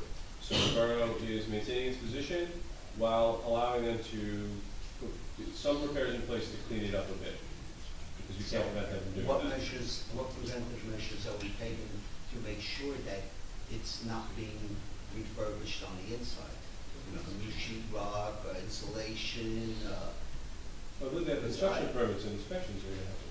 Right. Yeah, just the same way anyone That else. doesn't- I'm sure she could, a contractor will go in there and just do whatever she wants as long as he gets paid. I mean, what measures are we putting in to make sure that nobody's going in there to redo the plumbing or electrical or anything else like that? I mean, you'll see a truck in the front, but you're not going to see inside the building. I mean, we have the authority to go inspect it in the ordinary course. Okay. I mean, even if her position is accurate, I would say hazard use is annual inspection. But that's why I'm asking, did anyone from code or fire marshal ever get in it? Because Yes, it's been deemed uninhabitable, both because of its condition and because of its zoning in its present case. Uninhabitable, find out where it now. Because this is America, and someone owns it other than the government, and we cannot force someone to do something with their asset prior to their rights being adjudicated. And that, I know that that's unfortunate. Would it have to be condemned? Would it have to be condemned? Uninhabitable and condemned? It would have to go beyond the scope of its present condition in order for us to have the ability to tear it down. And certainly not without resolution of the pending lawsuit that's still up in the air before the court, whether the zoning board is correct or whether the applicant is correct. So, I believe Kim has done some outreach to the neighborhood to let them know that we know that it's a mess, but we have this catch-22 in contrary positions, and the person who owns the private property is entitled to due process, just like everybody else. And so, you're not going to see great improvement quickly. That's time. Okay.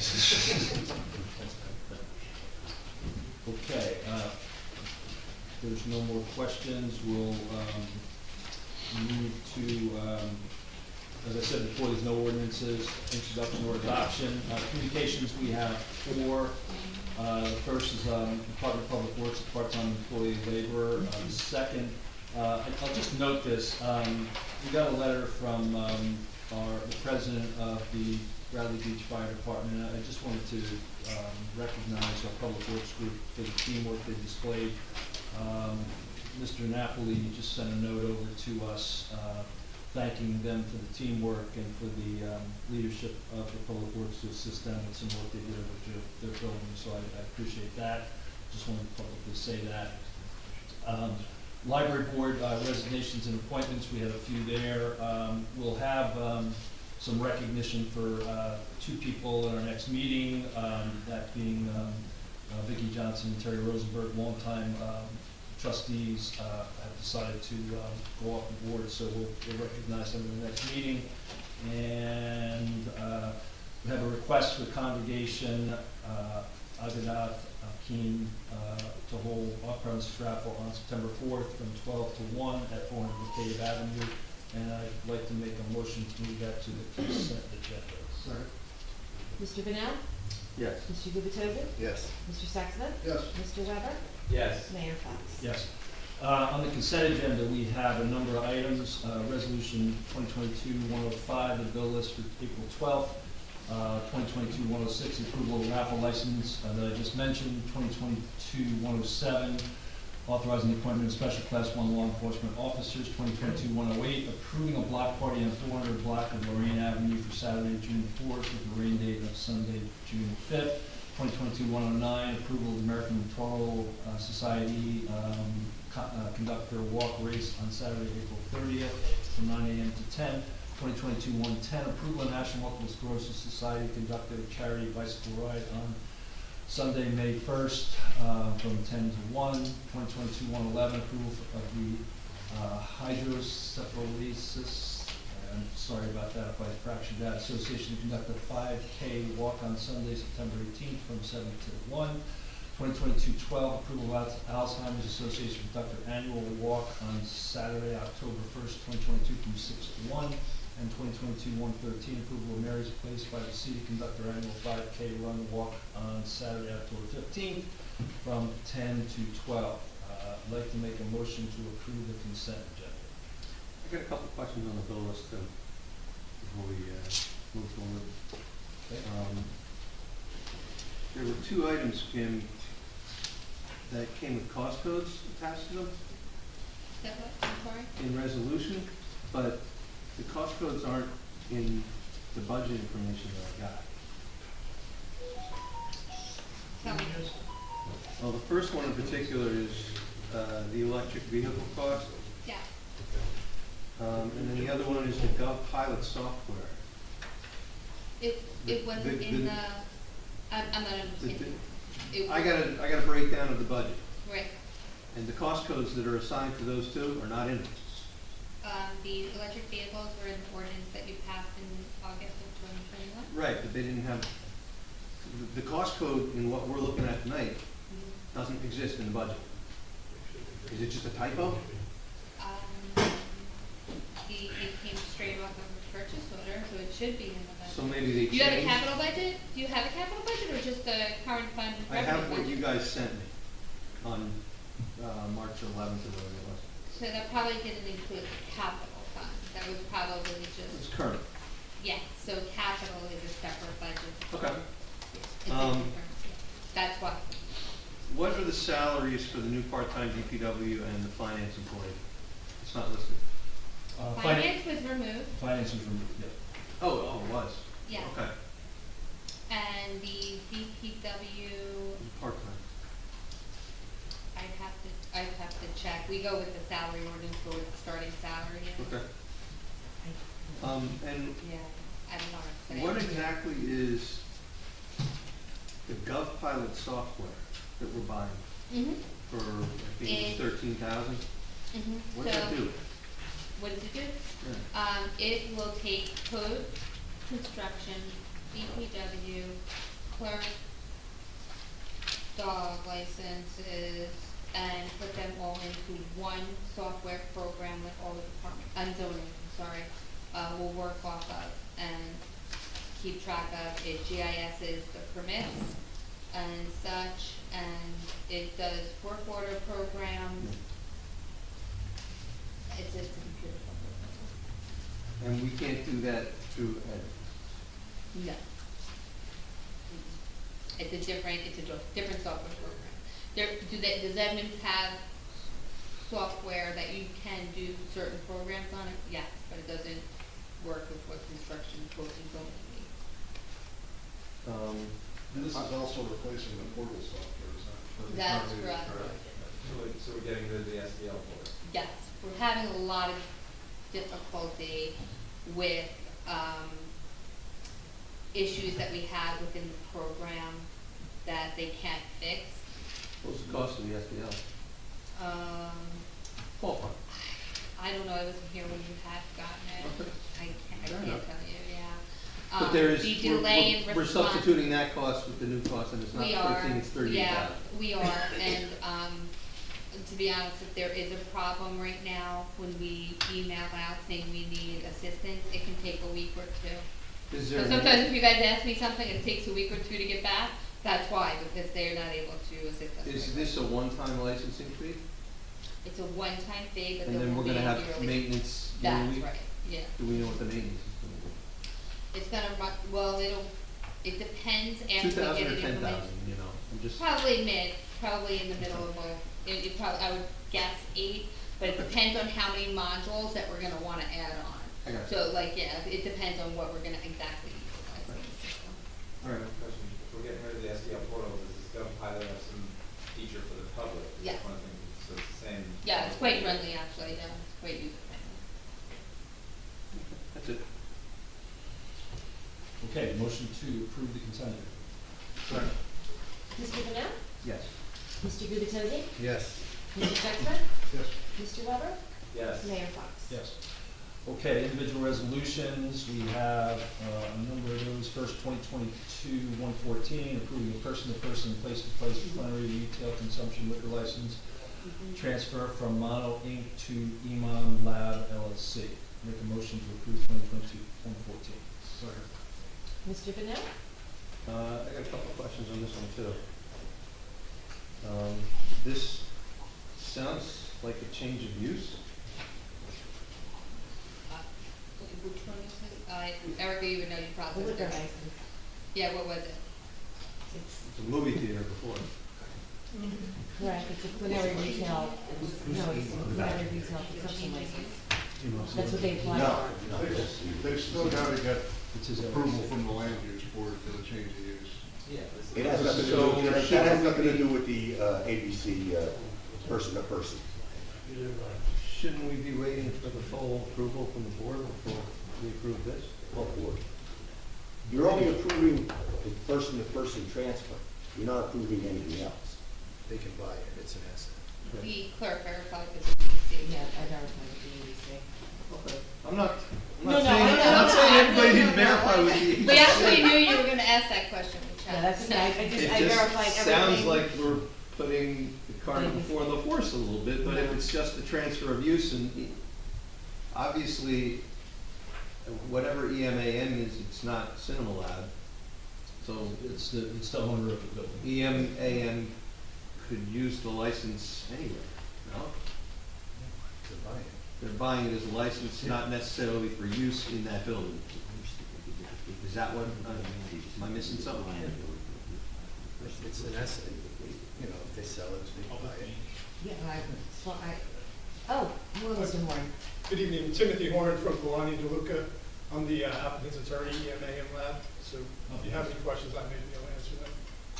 So this is a person-to-person and place-to-place transfer.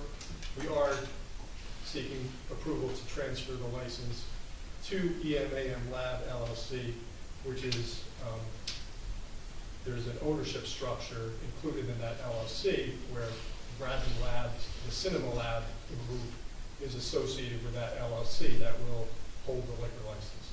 And then we are also asking for the place-to-place transfer to be approved, which means you're approving the transfer of the license to be used at the Cinema Lab location, at the Bradley location.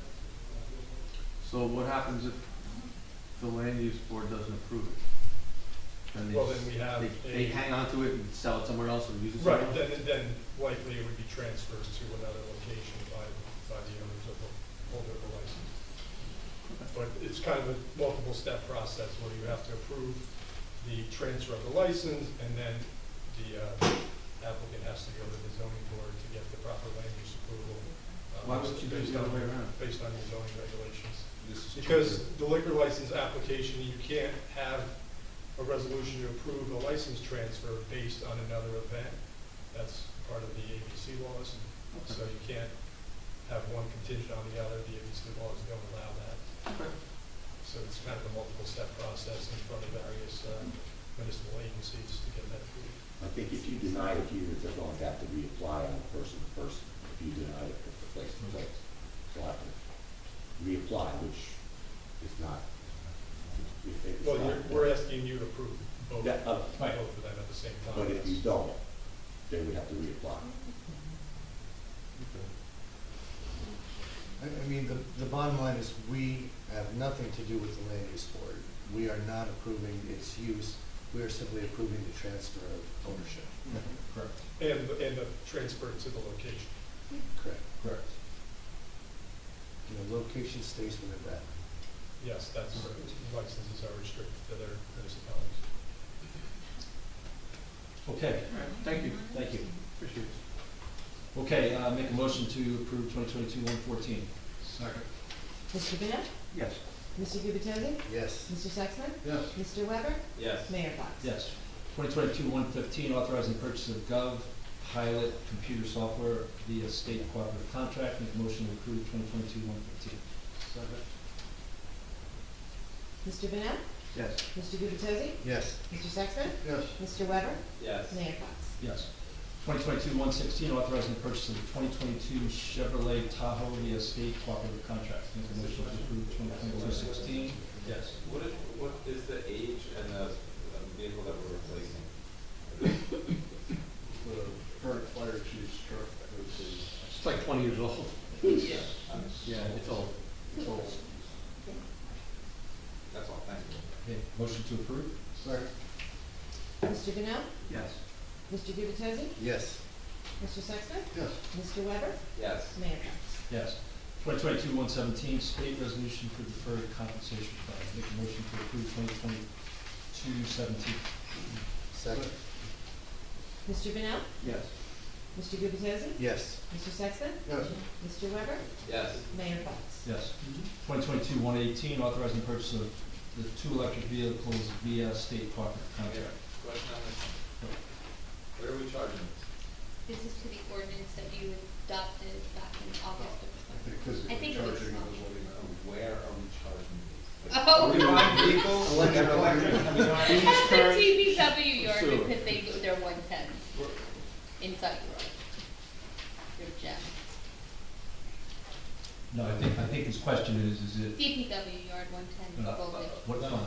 No, that's right. Oh, okay. So, what kind of vehicles are these that we can charge up to 110? They're gem What's vehicles. a gem vehicle, sorry. Don't Yeah. speak- No, it's a, Too small. they're small. They're low, Looks like they're a- low, they're low-speed An vehicles. upgraded it's like- it's like- Upgraded Kubota 35. So unfortunately, we're It's a gonna, low-speed It's vehicle. gonna actually be for Yeah. code enforcement. Low-speed vehicle. All good. Thank you. Glad we can charge the electric vehicle we're buying. That's lovely. yeah, we didn't take a class over. Four-seater? We get a four-seater? Oh, we got a 4 or 2. Yes. Okay, motion to approve 2022-118. Second. Mr. Ganell? Yes. Mr. Gubatose? Yes. Mr. Sexton? Yes. Mr. Weber? Yes. Mayor Fox? Yes.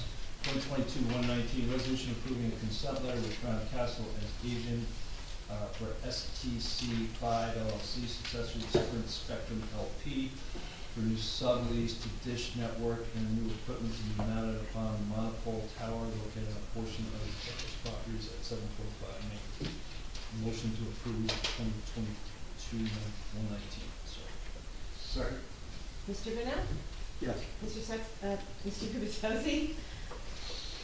About 3 hours ago, I was planning to vote no. However, thanks to Council President Sexsmith walking me through the area and explaining to me how these various wires would be run underground without disturbing the streetscape, and it would be relatively inconspicuous, I'm voting yes. Mr. Sexton? Yes. Mr. Weber? Yes. Mayor Fox? Yes. Okay, we have no announcements tonight. We'll go right to mayor and council reports. I'll start with Councilman Manal.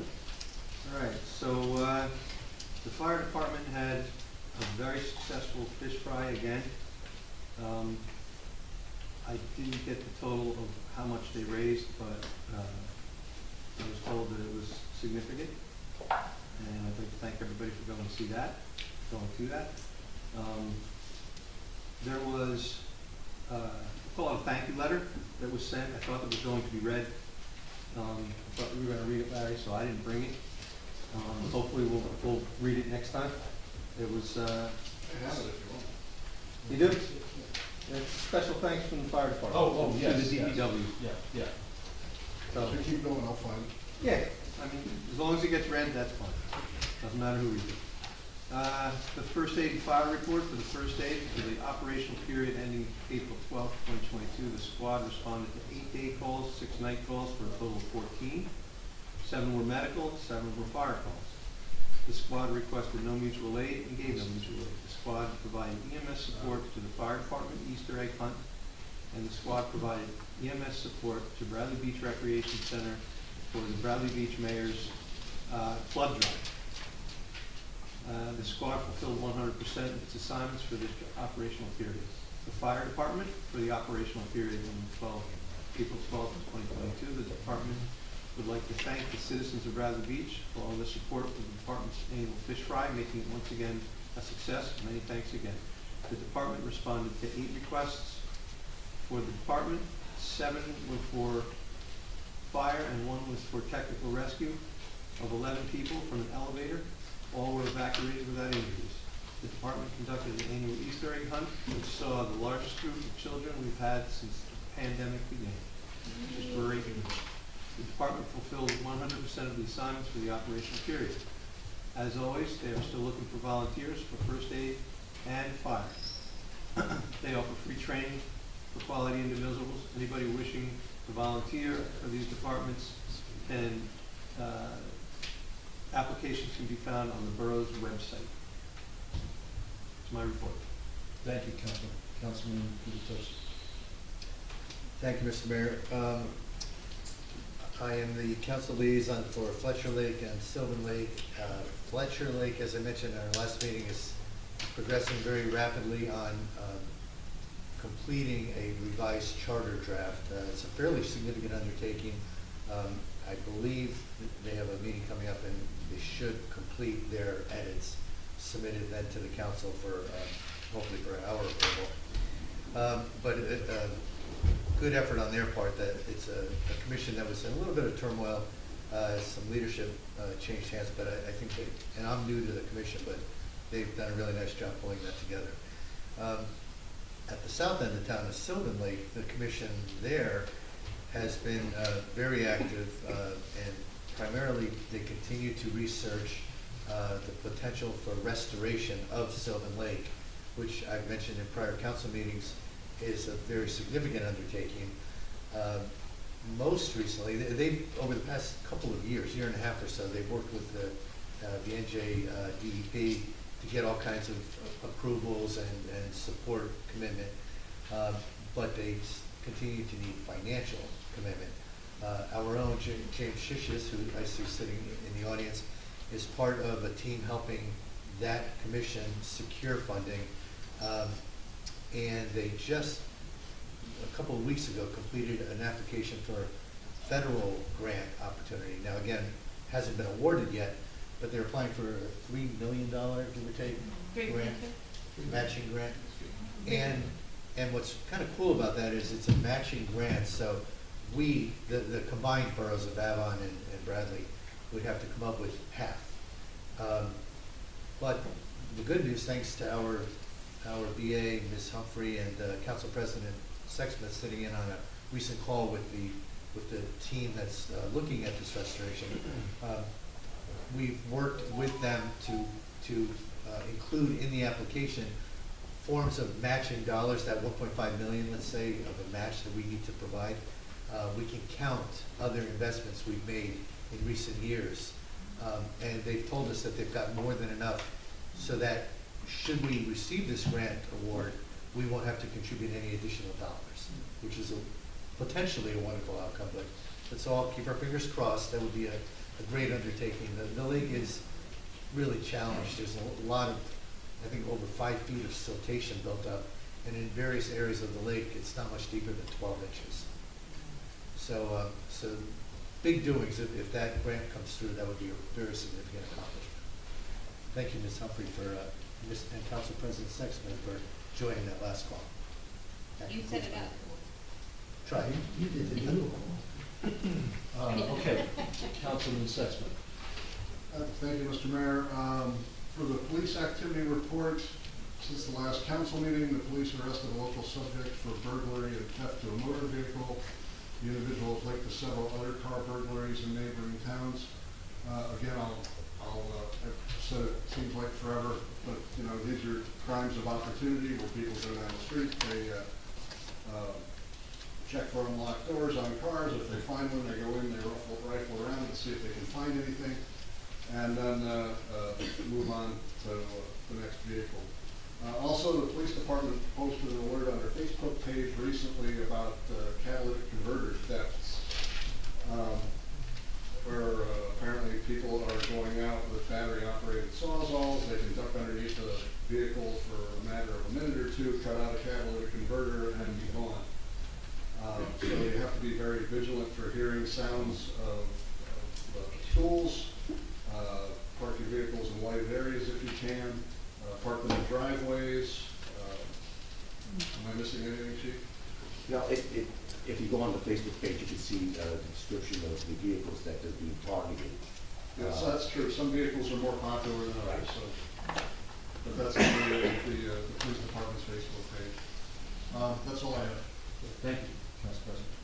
Councilman Wood. Thanks, Mr. Mayor. So I attended the fish fry, which was great. Thank you. It was really great to see it so crowded that it couldn't get a seat. That was actually a wonderful thing. Sat down with a bunch of strangers, but heck, they brought beer, so it worked out okay for me. And I just really appreciate that event. I know I don't get to do it every year, but I'm glad it happened this year. I'm glad I was there. I did attend blood drive today at the rec center and saw some of my favorite Bradley Beach people there, so that was good. On the Environmental Commission, they had their beach sweeps this weekend, Clean Ocean Action Beach Sweeps, I should say.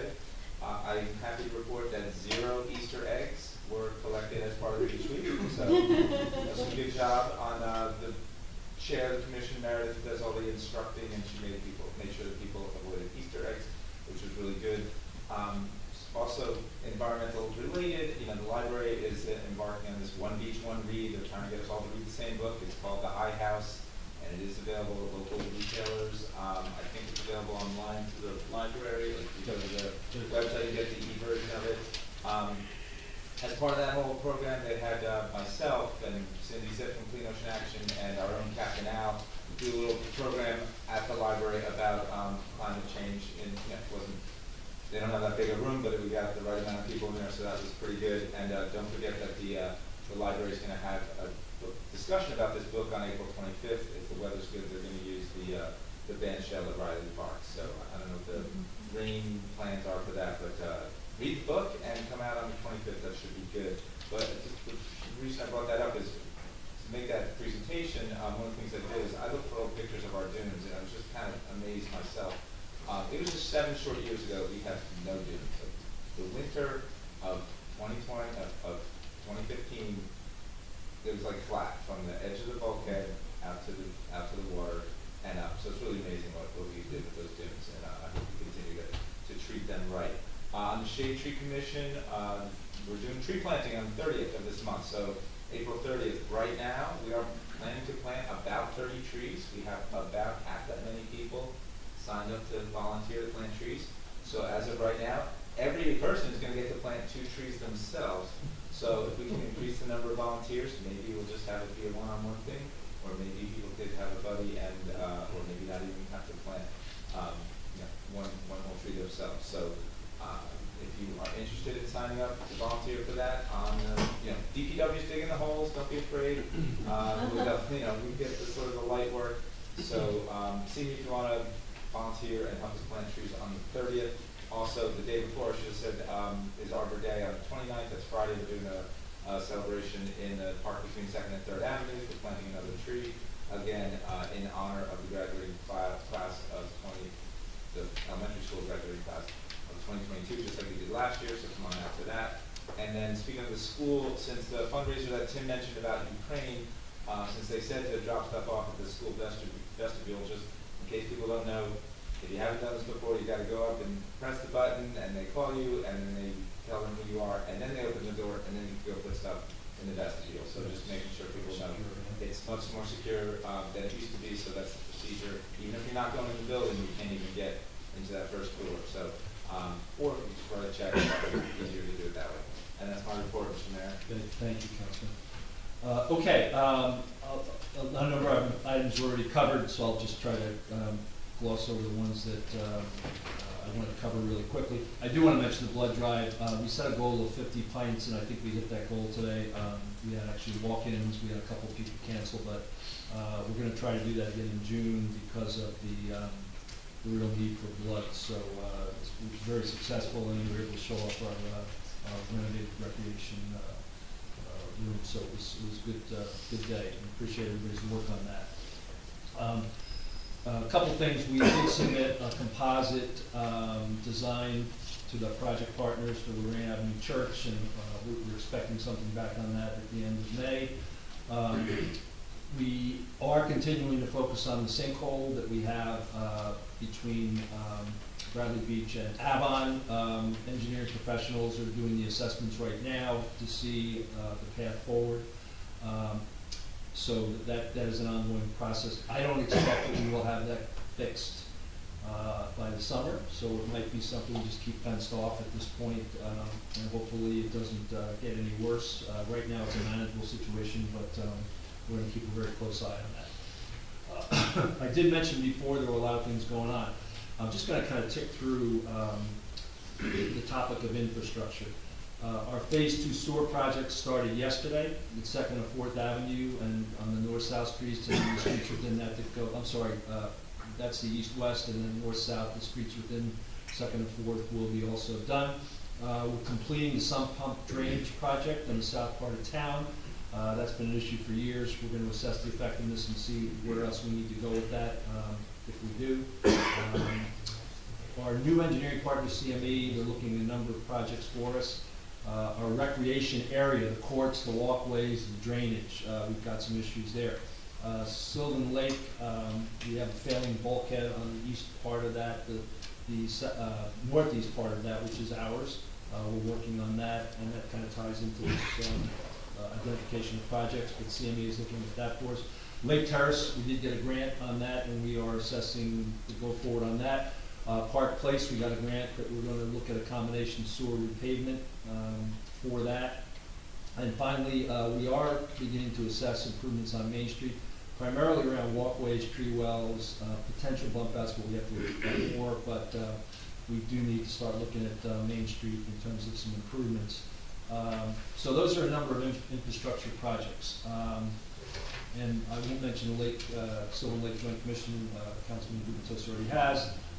It's an ambitious agenda, but it's achievable and it's necessary. So we've got to balance these improvements. We have to be fiscally responsible, but I think there are things that we need to be looking at. So that is my report. And I don't know, B.A. Humphrey, you have anything you want to cover? I am beginning to have some interviews with electric charging companies for vehicles tomorrow to get some electric charging stations here in the borough. There's a few different options, whether we purchase the equipment or if a company comes in and offers the equipment. So we're going to review that. I put out a questionnaire out on New Jersey Municipal Managers Association, and what they're finding is there is a cost to the municipalities to have some of the units. So for smaller towns, it doesn't pay. And sometimes you benefit with having a town that owns the equipment come in and they take care of it and they actually get the revenue from it, but yet you still offer the charging stations to the residents and visitors of the borough. So I'll begin that process tomorrow, actually. T&M is preparing their bid spec to go out for remediation of the Lorraine Avenue Future Community Center Church. I don't know what you want to call it. Today I put out the ad for RFP for professionals that were doing shared services with Avon. I prepared the RFP. They'll utilize the RFP I drafted. We'll do it together. We will make a committee to weigh the responses and come up with a determination together for the outfall that's failing. I did want to mention that the Recreation Center is holding yoga. If anybody is interested, you can find that on our website, and I believe that they did also put it on social media. I know the mayor did touch different capital projects that we have going on right now. We are also, just to keep you up to date, is the Newark Avenue striping. We are going to speak with mayor and council about how we can correct some of the striping that was done on the past project that was just completed, because some of the parking just isn't working right now the way it was laid out. The Park Place Avenue grant that we had gotten was $193,000. What we're looking to do is reduce the scope of that project and include sanitary sewer, because there's no sense opening up a road if you just pay, right? So we're going to do our due diligence and making sure we don't open roads if we don't need to. sanitary sewer improvements, you'll see that they were not on the road today, but they will be back on the road tomorrow. They are a company that is swift moving. So if you see them in one area of the street in the morning, they probably will be moving down the block. So be prepared, it's gonna be a lot going on. If there's any issues or problems, please email me. And I actually have daily contact with the contractor and the engineers who are inspecting the project. Recreation center improvements, like the mayor brought up, we're gonna be discussing that, mayor and council, to address the pavers that are not in very good condition over at the recreation building, and the drainage. If anyone's ever been over to the tennis courts, you'll see that there's puddling, pooling, cracked courts. So we need to address that, and we have actually drainage issues that are coming from the softball field over to the playground where the children are playing. So we want to kind of address all of that together. And I think that the residents will definitely benefit from that. And I think that's about it for me. Good, thank you. Council President Sexsmith did find that note. I'll just go through it very quickly. It's to myself from Robert Napoli, the BBFD President, dated March 30th. This letter is to formally thank Bradley Beach Public Works for their exceptional contributions to the maintenance work performed at the Bradley Beach Fire Department. Equally as important, under the leadership of DPW Supervisor Jasper Cafone, I wish to point out one staff member with Public Works that certainly deserves recognition for this excellent final work product. Recently, an outside contractor installed with financial aid of the mayor and council, which we are also thankful for, a new specialized exhaust system to reduce contamination of our fire truck bay area. Likewise, DPW efforts to respond and get the job done with excellence describes what public service exemplifies. A team of professionals ready to assist at any time, any way possible. As president of BBFD, I thank all involved again for exemplifying values we share in Bradley Beach, making it all the best it can be. Best regards, Robert Napoli. So just good example of great teamwork. And we appreciate that. What we'll do now is open up for comments. Yes.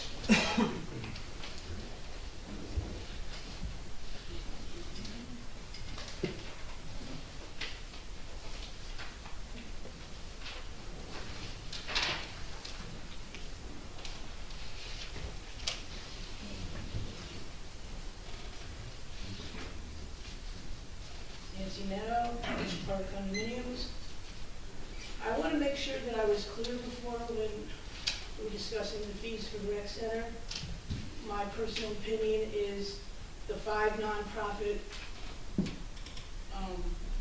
walkthroughs or whatever they are were just approved. I go with the same theory on that. I don't know if we charge people fees to have these events in our town, but again, security and public works, that costs us. And I'm so tired of our money not being spent wisely. So if you're not taking in fees for that, or just, then they need to pay for that. I'd also like to thank you for, I understood what you meant when you said charging. And imagine my dismay when I read last week's coaster to see that Asbury Park got a grant for $320,000 for charging. We have a grant writer. We got nothing. Why do we need a grant writer? Spring Lake is actually putting charging in some of their parking spaces. And I do believe the way to go is to have a private business do this like you would go to a gas station, you go to a charging station. That in itself brings people to town while their vehicle is getting charged. They're going to our restaurants and I don't know whatever else we have here, I'm not quite sure. But I just can't believe that we missed that opportunity. Thank you, Mr. Sexsmith, for mentioning the school. I think more than once it was mentioned tonight. My heart is very warm and fuzzy about that. Before you approve the budget, in my opinion, you need to get rid of Ordinance 2017-17, which is what is forcing us to pay certain salaries out of the beach utility.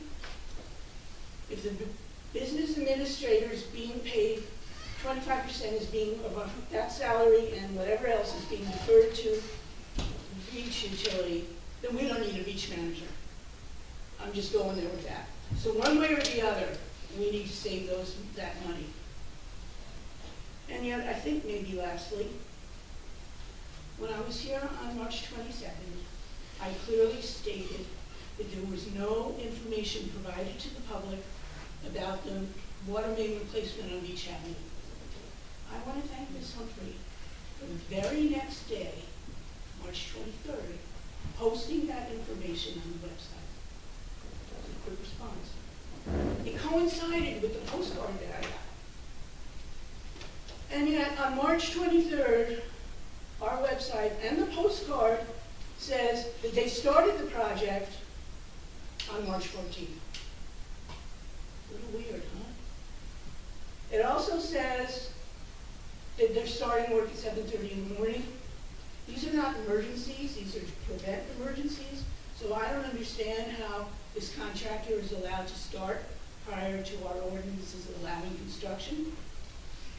But more importantly is the big issue. The lack of respect from the water company and their contractor to the borough of Bradley Beach.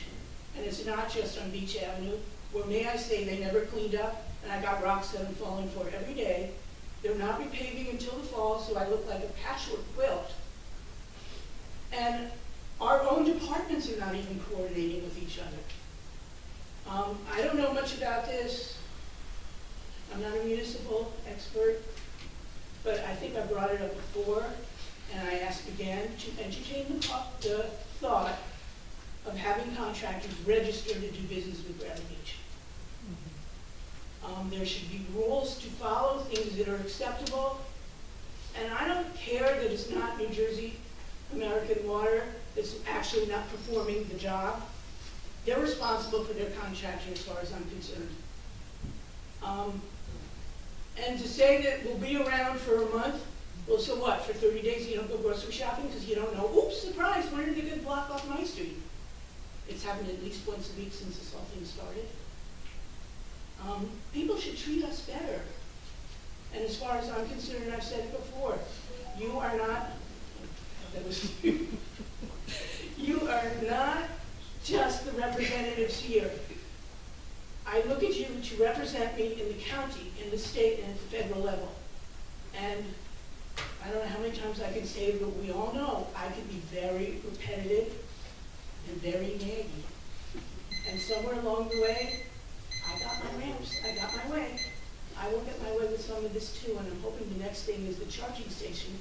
Because I'm on vacation next week and I have to buy an e-bike. I'd like to know that I have a place to charge it, because I can't do it on my own pedaling power, for lack thereof. Thank you.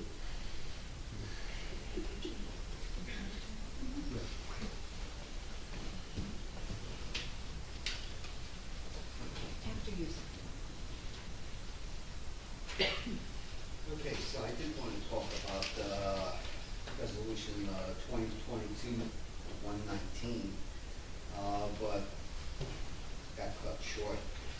Like I said previously in the past, the wording troubles me very much. The leasing agreement provides the leasing with the right to use whatever measures it deems to construct a pole, if it needs to. That's written in there. So are they putting in a brand new pole? They're taking that one? It's not, fair to us, because this is what we're reading. You may be reading something else.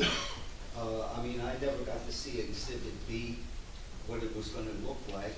That was never put out there. And it says that subject to the administrative review by the municipal engineer and planning department. Who's the planning department? Planning board? We never got to see it. It is municipal land use that they're doing, okay? They're following those regulations, so it should have went to the new board, the new joint board for review and comments. Councilman Glucosi talked with Councilman Sexsmith that they're going to put cables underground. Fine. Great, I love that. At what expense? You know, how far down are they going? Where's this actually going? How far? Are they, They're installing them through existing manholes. Okay. And you bring it up like the telephone pole that's already there as well. Bill, one of the things, and I appreciate you bringing it up because it was a concern of mine initially as well, is the language. But understand, as I had to, that language exists in our current contract and has for 20 years.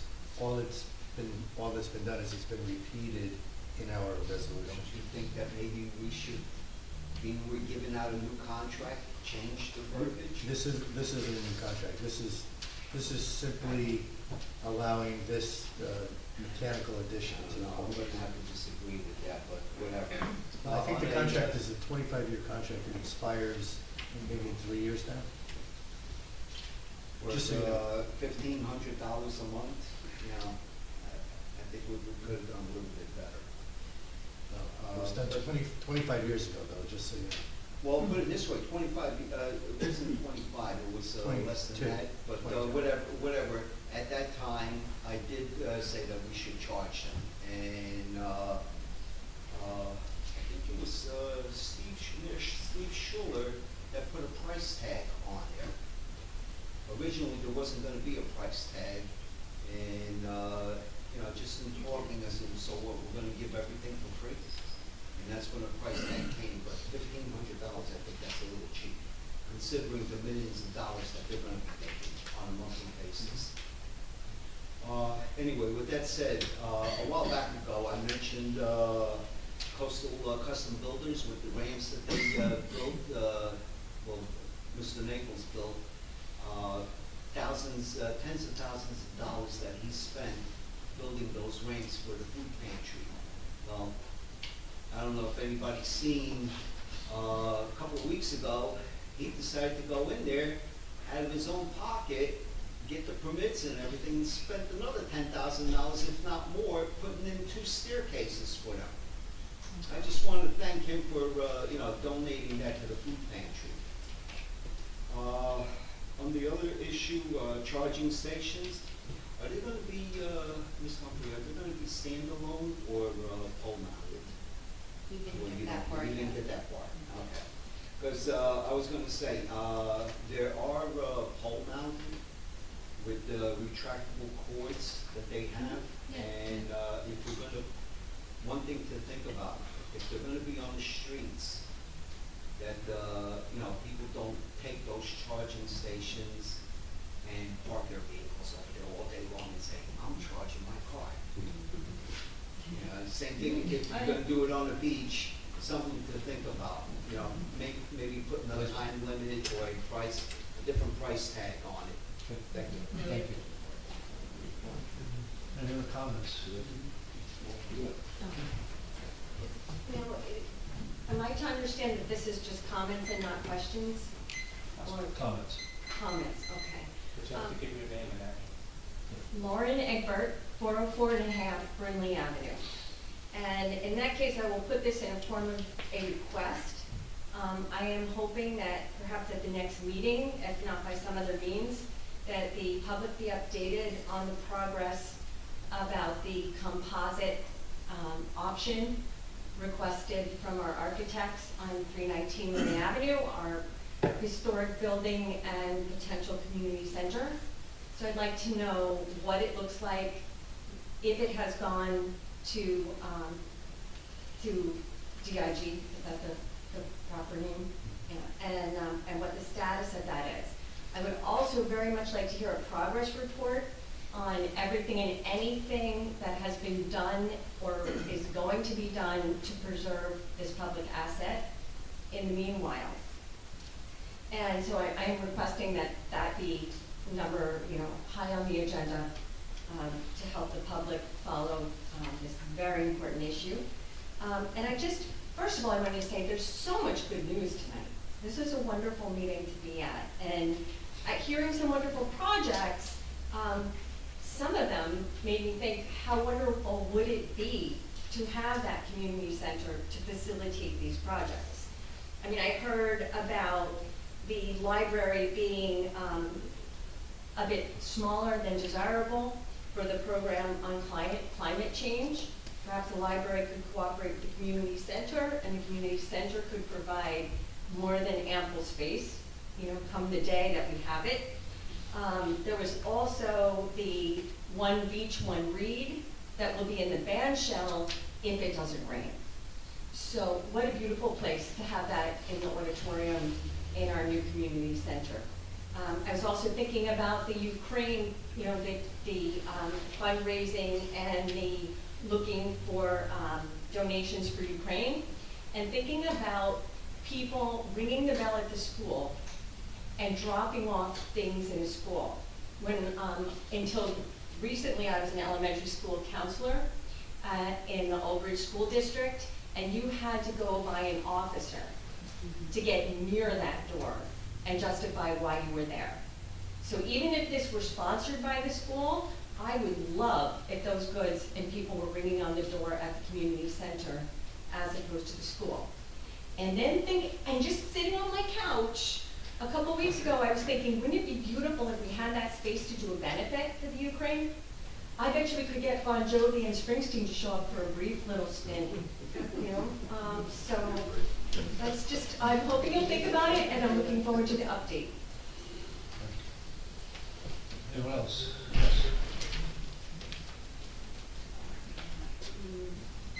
Thomas J. Cohen, 612 3rd Avenue. It's great to hear there's going to be some renovation going on at the rec area. I don't know if anyone's checked with the United States Tennis Association. They have a wonderful grant program to redo tennis courts. They want to promote the utilization of tennis and not see the courts turned into roller rinks or other things. So it may be worth it to reach out to them. I'd like to get a little more information on this Main Street work, since I own a property on Main Street. But I was really hoping that delineation of the parking spaces on Main Street would be done for Memorial Day. So I don't know if I'm holding out too much hope. If the project would be complete for Memorial Day? Yeah, it's the best time. No. Okay. Well, we've been trying a couple of years on that. I'm gonna say no for that one. Sorry, guys. Wow. Okay. It's there's Great idea. great big companies. You just hire them and they get it done. I'm happy to hear there's going to be hopefully some protecting of our asset. I mean, just like Irvington Manor is going to protect their asset. To Mr. Can's point, they do, I believe, if you check with the building department, I believe they have the right to roofing and siding without a permit. So that's regular maintenance. Now, what they do inside is zoning, but I would hope that we would fix the roof on our asset at 319 Lorraine so that we're not taking on water. Roofs require a permit if you over a certain percentage, and it depends if you're, what the work might need to be done, but Yeah, I mean, not needed permit. So, but anyway, thanks so much again for a productive meeting. It's great to share ideas. Thank you. Anyone else? Okay, if not, we will now go to executive session to discuss litigation matter and personnel personnel matter. Resolution 2021-120. Have a second for that. Second. Mr. Bennell? Yes. Mr. Guptoni? Yes. Mr. Sexton? Mr. Weber? Yes. Mayor Fox? Thank you, everybody. Public's benefit, the executive session takes approximately 40 minutes. And the labor attorney, come on, and the public. The labor attorney, the social media, the communications consultant.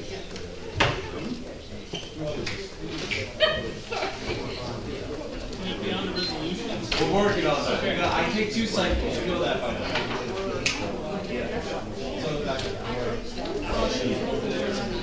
Labor attorney. the labor attorney and communications consultant, I will be in executive session.